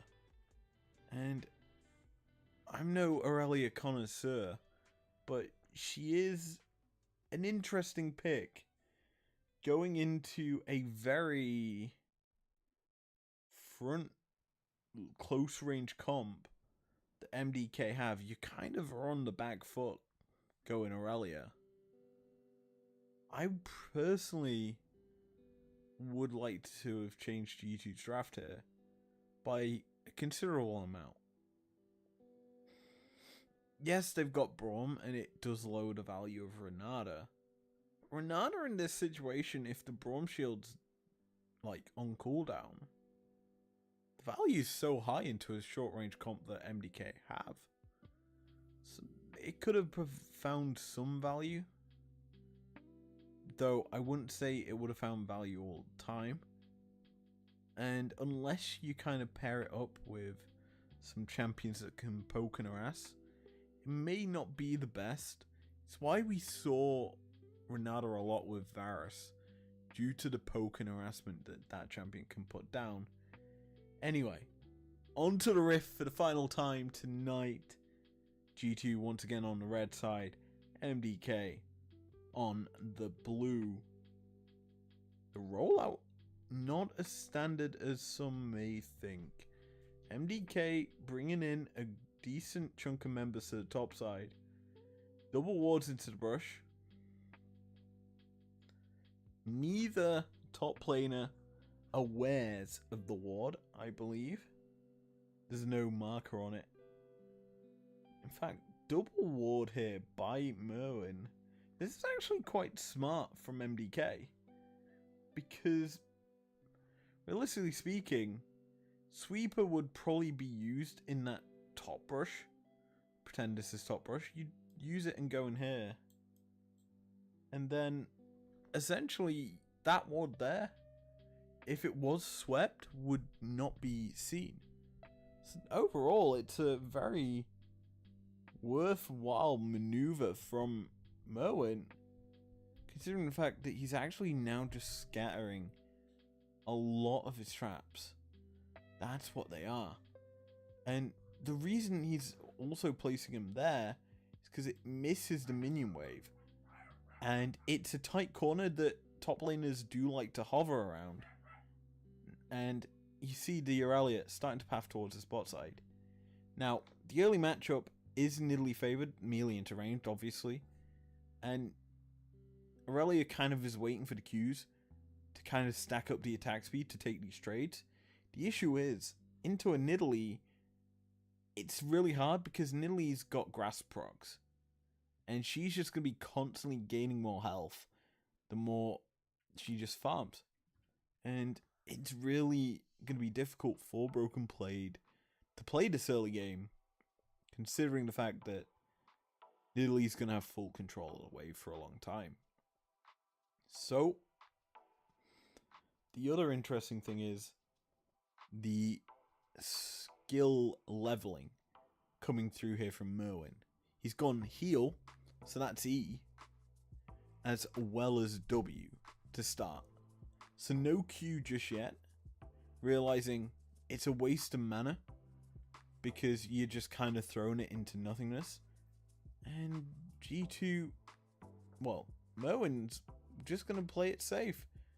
Gets hit by the stun from the Aurelia, who's just proccing the Qs, getting the attack speed. Fully stacked up That is bot side flash engage, a crash down coming here from G2. And Sama, a lot of damage down, but Alvaro overstepping into this rel, who's just able to secure first blood for G2. That's a cash out for Hands. It's not the biggest, but it is still something. And G2 find their way once more onto the board with their ADC. Hands has been the star of the show for this G2 lineup all series long. There's been a lot of quietness out from Caps. And Broken Blade, to be honest. Top side, Broken Blade's going to be punished due to his overstep. And that just makes his top lane matchup a little bit more disgusting to play into. Nidalee going to be able to crash this one in. And that should probably more than likely be a back and a reset with some items. And just waiting for her to reach base. Biggity buggity boo. That's a Brumble Vest. Into Aurelia. Actually quite nice. It's a tankier sort of start for Nidalee. Realizing the rough and tumble of the Aurelia is going to look to try and punish her. Speaking of punishing, G2 bring the fight to the bot side. Super does not have flash. And trying to get the kill down there.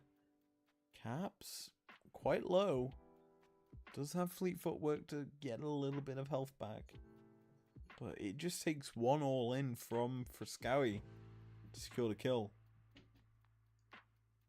Back in top. The matchup's in one of them states that allows for Aurelia to get a bit of farm. But once Nidalee kind of starts to step up, it becomes very hard for Broken Blade to play the matchup. That being said, topside, he has got his full stacks of his passive. Put a little bit of chip damage down onto Nidalee, though it isn't lasting damage, as Nidalee has a heal. Mid lane, flash burnout of Caps. Need I say anymore? G2 and MDK. Pretty content with this early game, to be honest. Bits of action across the board. And the kills. One in the top lane. One in the bot lane. It's been a kind of telltale story of this series. You get a kill top side, and then G2 respond in the bot side. I'm just looking at also items picked up here. Rally going Cull, so that's a pretty interesting start for MDK's jungle. But G2, they look to have caught out Alvaro. Grasping Roots do lock up this Alistar for long enough to get a bit of damage down, but it isn't the most. And realistically, will just kind of peter out into Draven, securing for the team a few plates.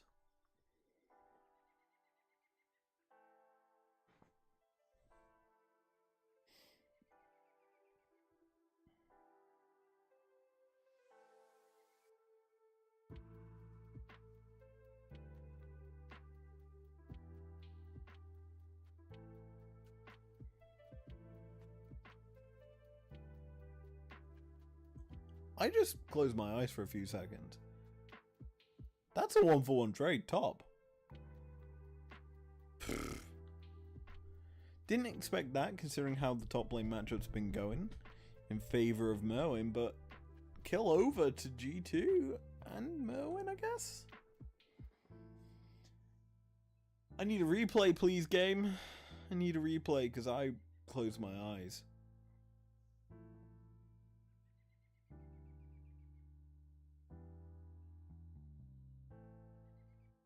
Thank you. Perfect. The optimal replay. So he's fully stacked up his Q. Merwin goes forward with the jump. And yeah, Broken Blade just chases him down. It's a little unfortunate that the minion was slightly out of range. You kind of have to adapt to the situation you're put in. Bot side could be a potential play. MDK hovering in the jungle, looking for potential pick. Get the wards down. They get some vision of that side of the rift, but they're not really getting too much more outside of that. Top side, Broken Blade looking for another trade. Gonna land a stun. Does not have ult just yet, so this trade's just gonna be a lot of damage put down. Conqueror gonna keep him healthy. Gets the full attack speed buff.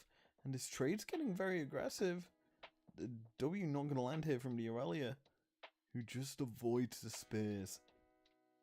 It's a bit of a scrappy one topside now, which is gonna just revolve around healing.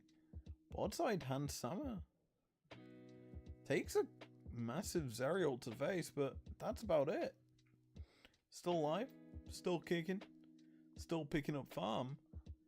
MDK starting to get a little bit aggressive, dropping some aggro against G2, but it's not really resulting in much. And in fact, this is kind of the first time we're starting to see Yike on the rift in the top side of the map.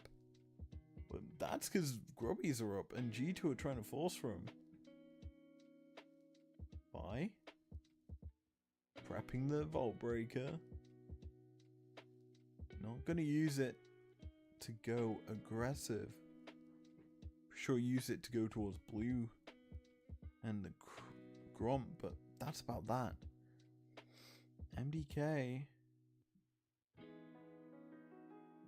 being squeezed out of the jungle from the way it looks. G2 gonna start at Grubs. Caps obviously secured mid push for himself, so he's allowed to take these. Broken Blade's already got pushed due to the wave state, and yeah, 2 Grubs over to G2. Should make it a third. Why not? There we go.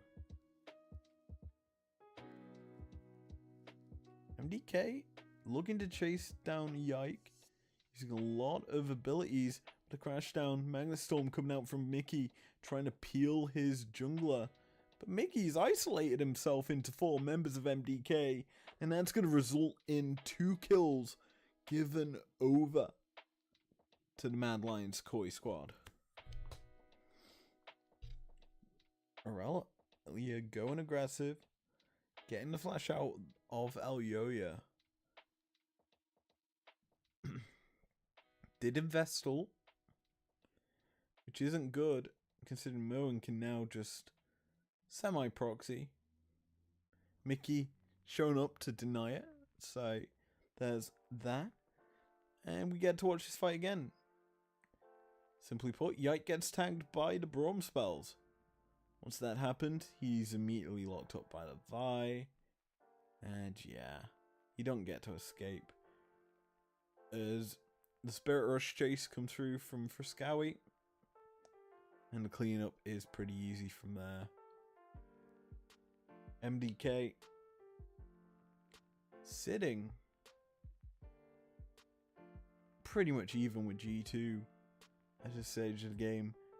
And considering the prio G2 have kind of put onto objectives comparative to MDK, it's a weird one. Because I partially feel like the game should be starting to be a bit more bloody. You know? I want to fight. I kind of want G2 to look for picks like right now. The vision in this bot side map telling for G2 for when MDK start this Hex Drake.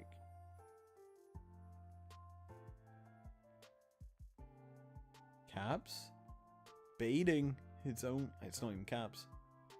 Scary being baited. I'm thinking G2 are still on blue. I'm forgetting that MDK are now on blue. Anyway, G2 just trying to get tempo onto the map. It's not really working out for them. As MDK realized G2 are gonna probably start this Drake.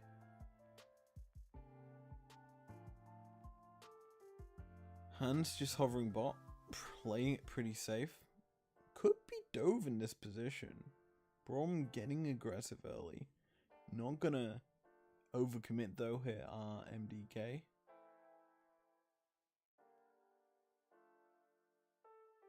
This is winning across multiple lanes, by the way. Bot side, there was a push in that was shadowed.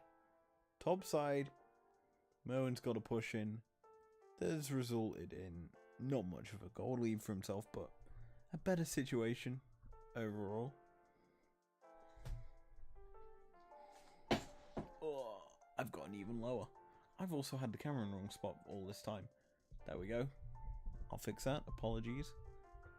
So, Drake on table yet again. G2 gonna secure for themselves their second Drake. MDK trading it. Top side. Grubbies are up, aren't they? G2 also looking for more of a pick onto Alvaro. Mickey, though, is the only one going for it. Actually, it's not even gonna be second Void Grubs. It's just straight Herald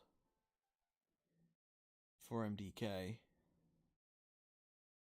G2 setting up the tower dive. TP comes through. Zeri and Braum ult used together. The Magnet Storm doing a lot of work in slide and glide. The Emperor's Divide. Secure 2 kills for G2. They do lose Mickey's life, but the redive can come through here. With the tower respawning, charm onto caps won't result in too much other than a 1-for-1 trade. The issue is towers are being picked up here by MDK in 2 lanes instead of just the one. This is worthwhile for the MadLions Koi squad, and it really does tell you something, that overloading one-sided map can be heavily punished by the best teams in the world. And G2, I was not joking in the fact that this is a do or die matchup. They need it, and they're starting to try and go for it. The initial dive is interesting because they use quite a few ultis to just get super. And while in the short term thinking they're not that impactful for the actual game, it's the fact that you need to have them up for them to have use. If you're burning ultis nilly-willy like G2 did there, you could be punished quite hard. But regardless, they aren't the same more or less situation took place, and yeah, the gold stays relatively even. Neither team backing down, neither team giving up, but one team will win this best of 5. We're on the 5th game that I'm tired of. I'm so goddamn tired. Anyway, Death Squad of MDK rolling out together, trying to secure themselves some jungle control. We call it tempered engaging and baiting.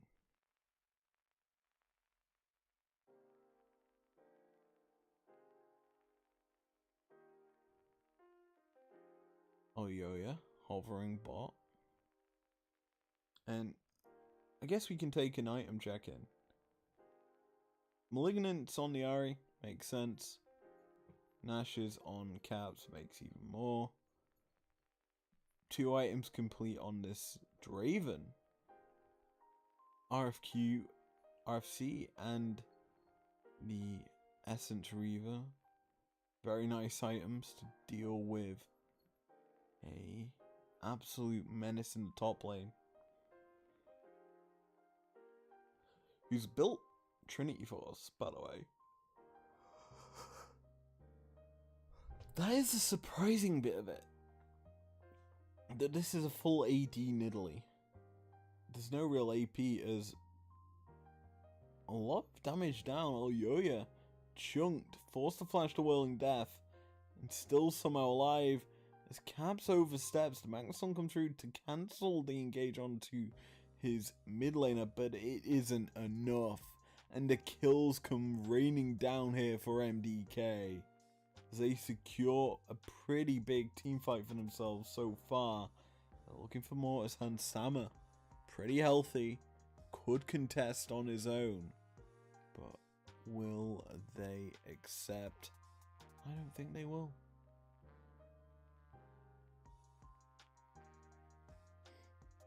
Let's take a looky at this one. I'm passing in and out of consciousness as we do it, as the Whirling Death goes wide, and Caps is just hunting for the kill. He oversteps, and it's just Mickey trying to peel for his mid, unable to do so because point-click stuns are broken in this game. Vice secures the kill, and now G2 on the back foot. Not too much of a back foot that they can't contest this Drake, however. Like, why is this being given over? It don't make much sense to me. I get that you're trying to push waves and create tempo on side. But like, if you're not going to secure the objectives that kind of help that playstyle, it's really going to hinder MDK.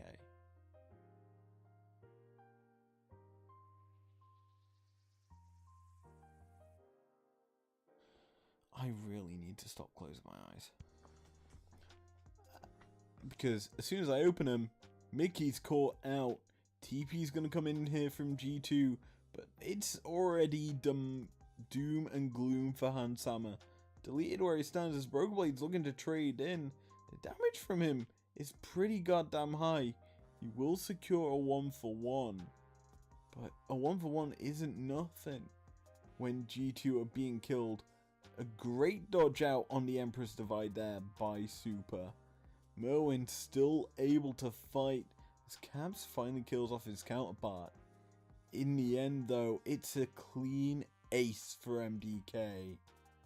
And Baron could be a possible prize the next time they're up and about on the map.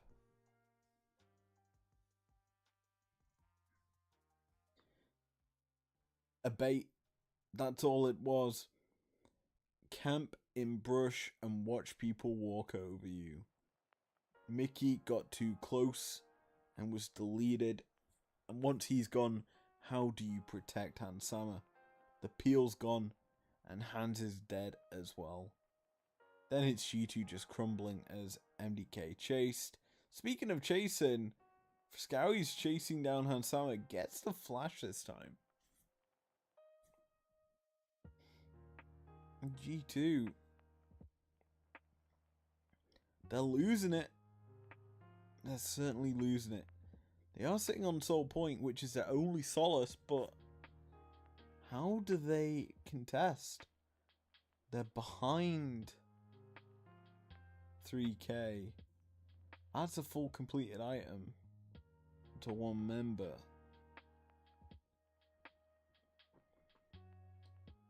MDK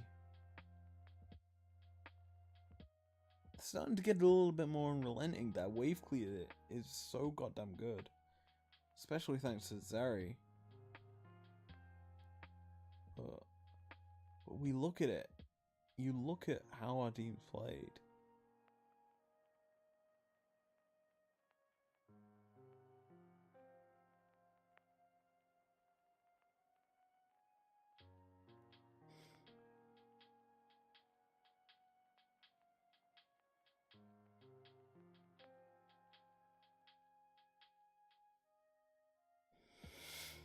Baron on the cards. G2 could be caught out here as Mickey jumps over the wall to safety. And now it's an isolated member. As G2 catch out Merwin on the top side of things, Mickey looks to have found his own picks outright. He's chasing Alvaro down, the stun lands. It isn't enough for G2 to secure the pick. Instead, what G2 can do is force the jungler into an awkward situation. If they would like to.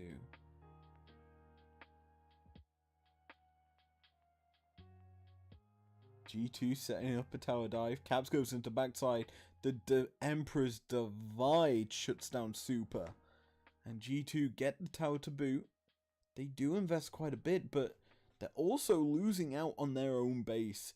A tier 1 for a tier 3 is not worth it in my eyes. In fact, it might be the inhibitor as well. Recalls come through.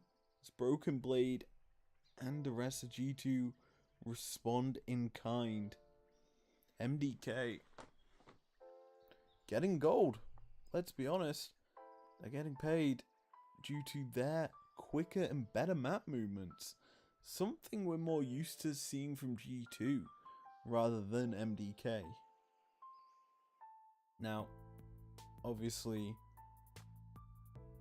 we are going to see Soul Point or Soul in 15 seconds at this point. MDK starting to ascertain control around the pit. G2 focusing mid. Broken Blade dashes forward. May have been a little fat finger. I dare say he probably did not want to go that far forward. Anyway. Here he goes. He's stepping forward. Gets tagged by a Broncu. But not continually auto attack down. MDK trying to body block Merwin and Alyoya from getting in the pit. And they're going to do a good job as Mickey taken quite low. He has no real protection. I mean, don't know how much his health. As G2 unable to contest this Drake. And with it, they're forced to kind of go for mid play. In they go, but onto the backside goes MDK. A massive 3-man ult comes through from Mickey, but he is pretty much dead and gone.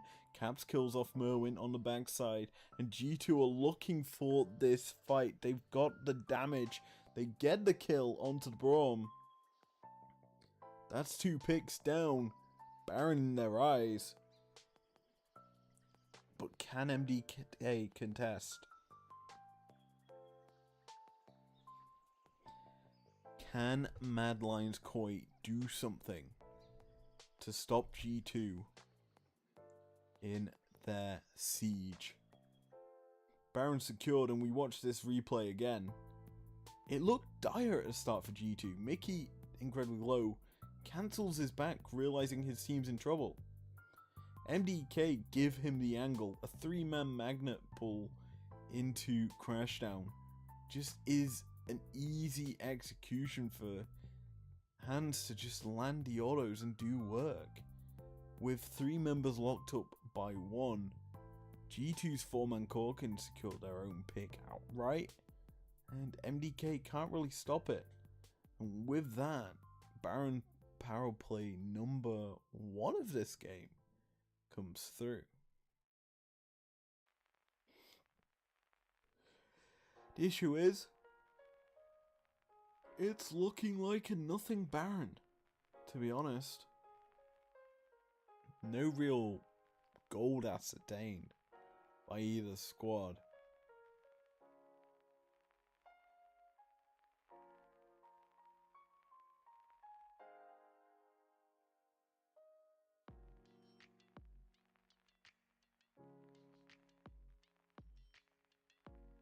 Can you tell after this stream I'm off for a nice skip? I'm so goddamn tired. And you can tell by how I'm casting this. Because right now, it's a very slow game. Kills fairly even. Gold, pretty much even. The big difference is probably in itemization. Where mid lane just looks so much better for Kraskowi.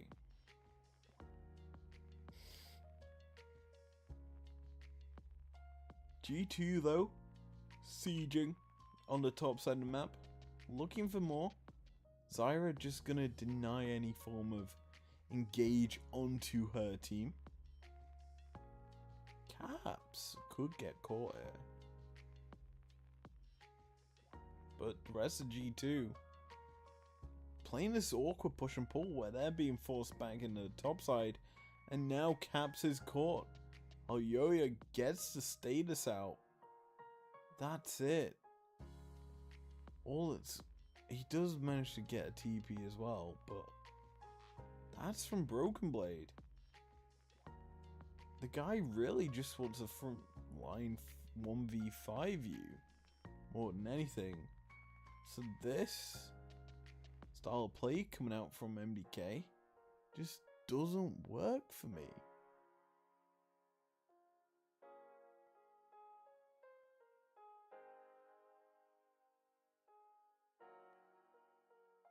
Top side, again G2 utilizing the drip to the Baron to secure a tier 2 top.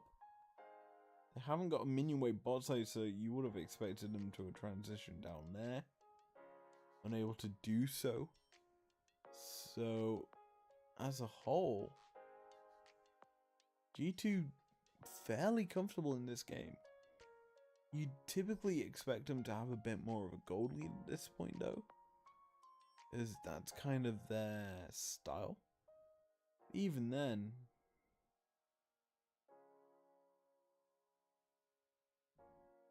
this is like a death brush being set up here by MDK.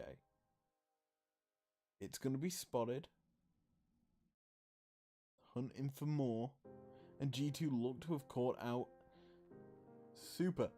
He gets over the wall to safety, but he's then back in, and he's just free firing in. Hansama able to trade his life back, but on the top side of things, Merwin showing up big for his team. Hans is on the wrong side of the map, and he's been ran down and charmed to death. G2 deleted from the rift, where the only survivor is the jungler. No real protection for the base here. MDK could versus 1. What can you do, Mr. Yike? Can you protect the base? Or does he need to? Are MDK just going to reset? It looks like it. Just take away all of Yike's jungle as payment for his basically denying of the ending of the game. Second Drake over to the MadLions, whom, let's be honest, haven't really been tested in a while. And this fight right here, while messy, always looked MDK favored with how Alyoya just targeted Caps. Once you isolate and choose your target, it's easy for the follow-up to come through. And MDK, they certainly find the fight pretty nicely for themselves. But yeah, it's a little awkward, to say the least, all things considered, because, well, it's just very awkward that Damian Priest is next to Rhea Ripley in my refrigerators. Nice. What am I on about? Tired meat just is nuts. Anyway, a fight looks to be brewing here. Spear goes wide. Merwin's hunting. He has got himself a Trinity Force, so he has a bit of damage. G2 gonna look to get the red buff for themselves. Some form of healing regen, as well as the burn on these autos. Gonna be beneficial for them in an upcoming fight. Spear goes wide. And G2 grouping up as a collective 5-man. Keep your eyes on MDK's flank as they're looking. Bromel lands onto 3. as Broken Blade forces the Vi out, but Caps has already been deleted. Gone from the fight, and Mickey falls. Zeri goes in. The damage is massive from MDK, who just delete G2 from the Rift. That is gonna be game. And game number 5 goes over to the MadLions squad. I am knackered. I'm off to bed, because this has been an absolute bloodbath of a series. GG, MDK defeat G2. I'm off to bed. I'm ending stream. I don't know what's going on in my brain. I said Rhea Ripley and Damian Priest fridges for no apparent reason. What is wrong? I'm subconsciously awake as I'm dreaming and saying things. It's weird. Anyway, that's that for tonight. I'll see you guys Thursday or Friday, one or two for predictions. Hopefully I'll have had some sleep then.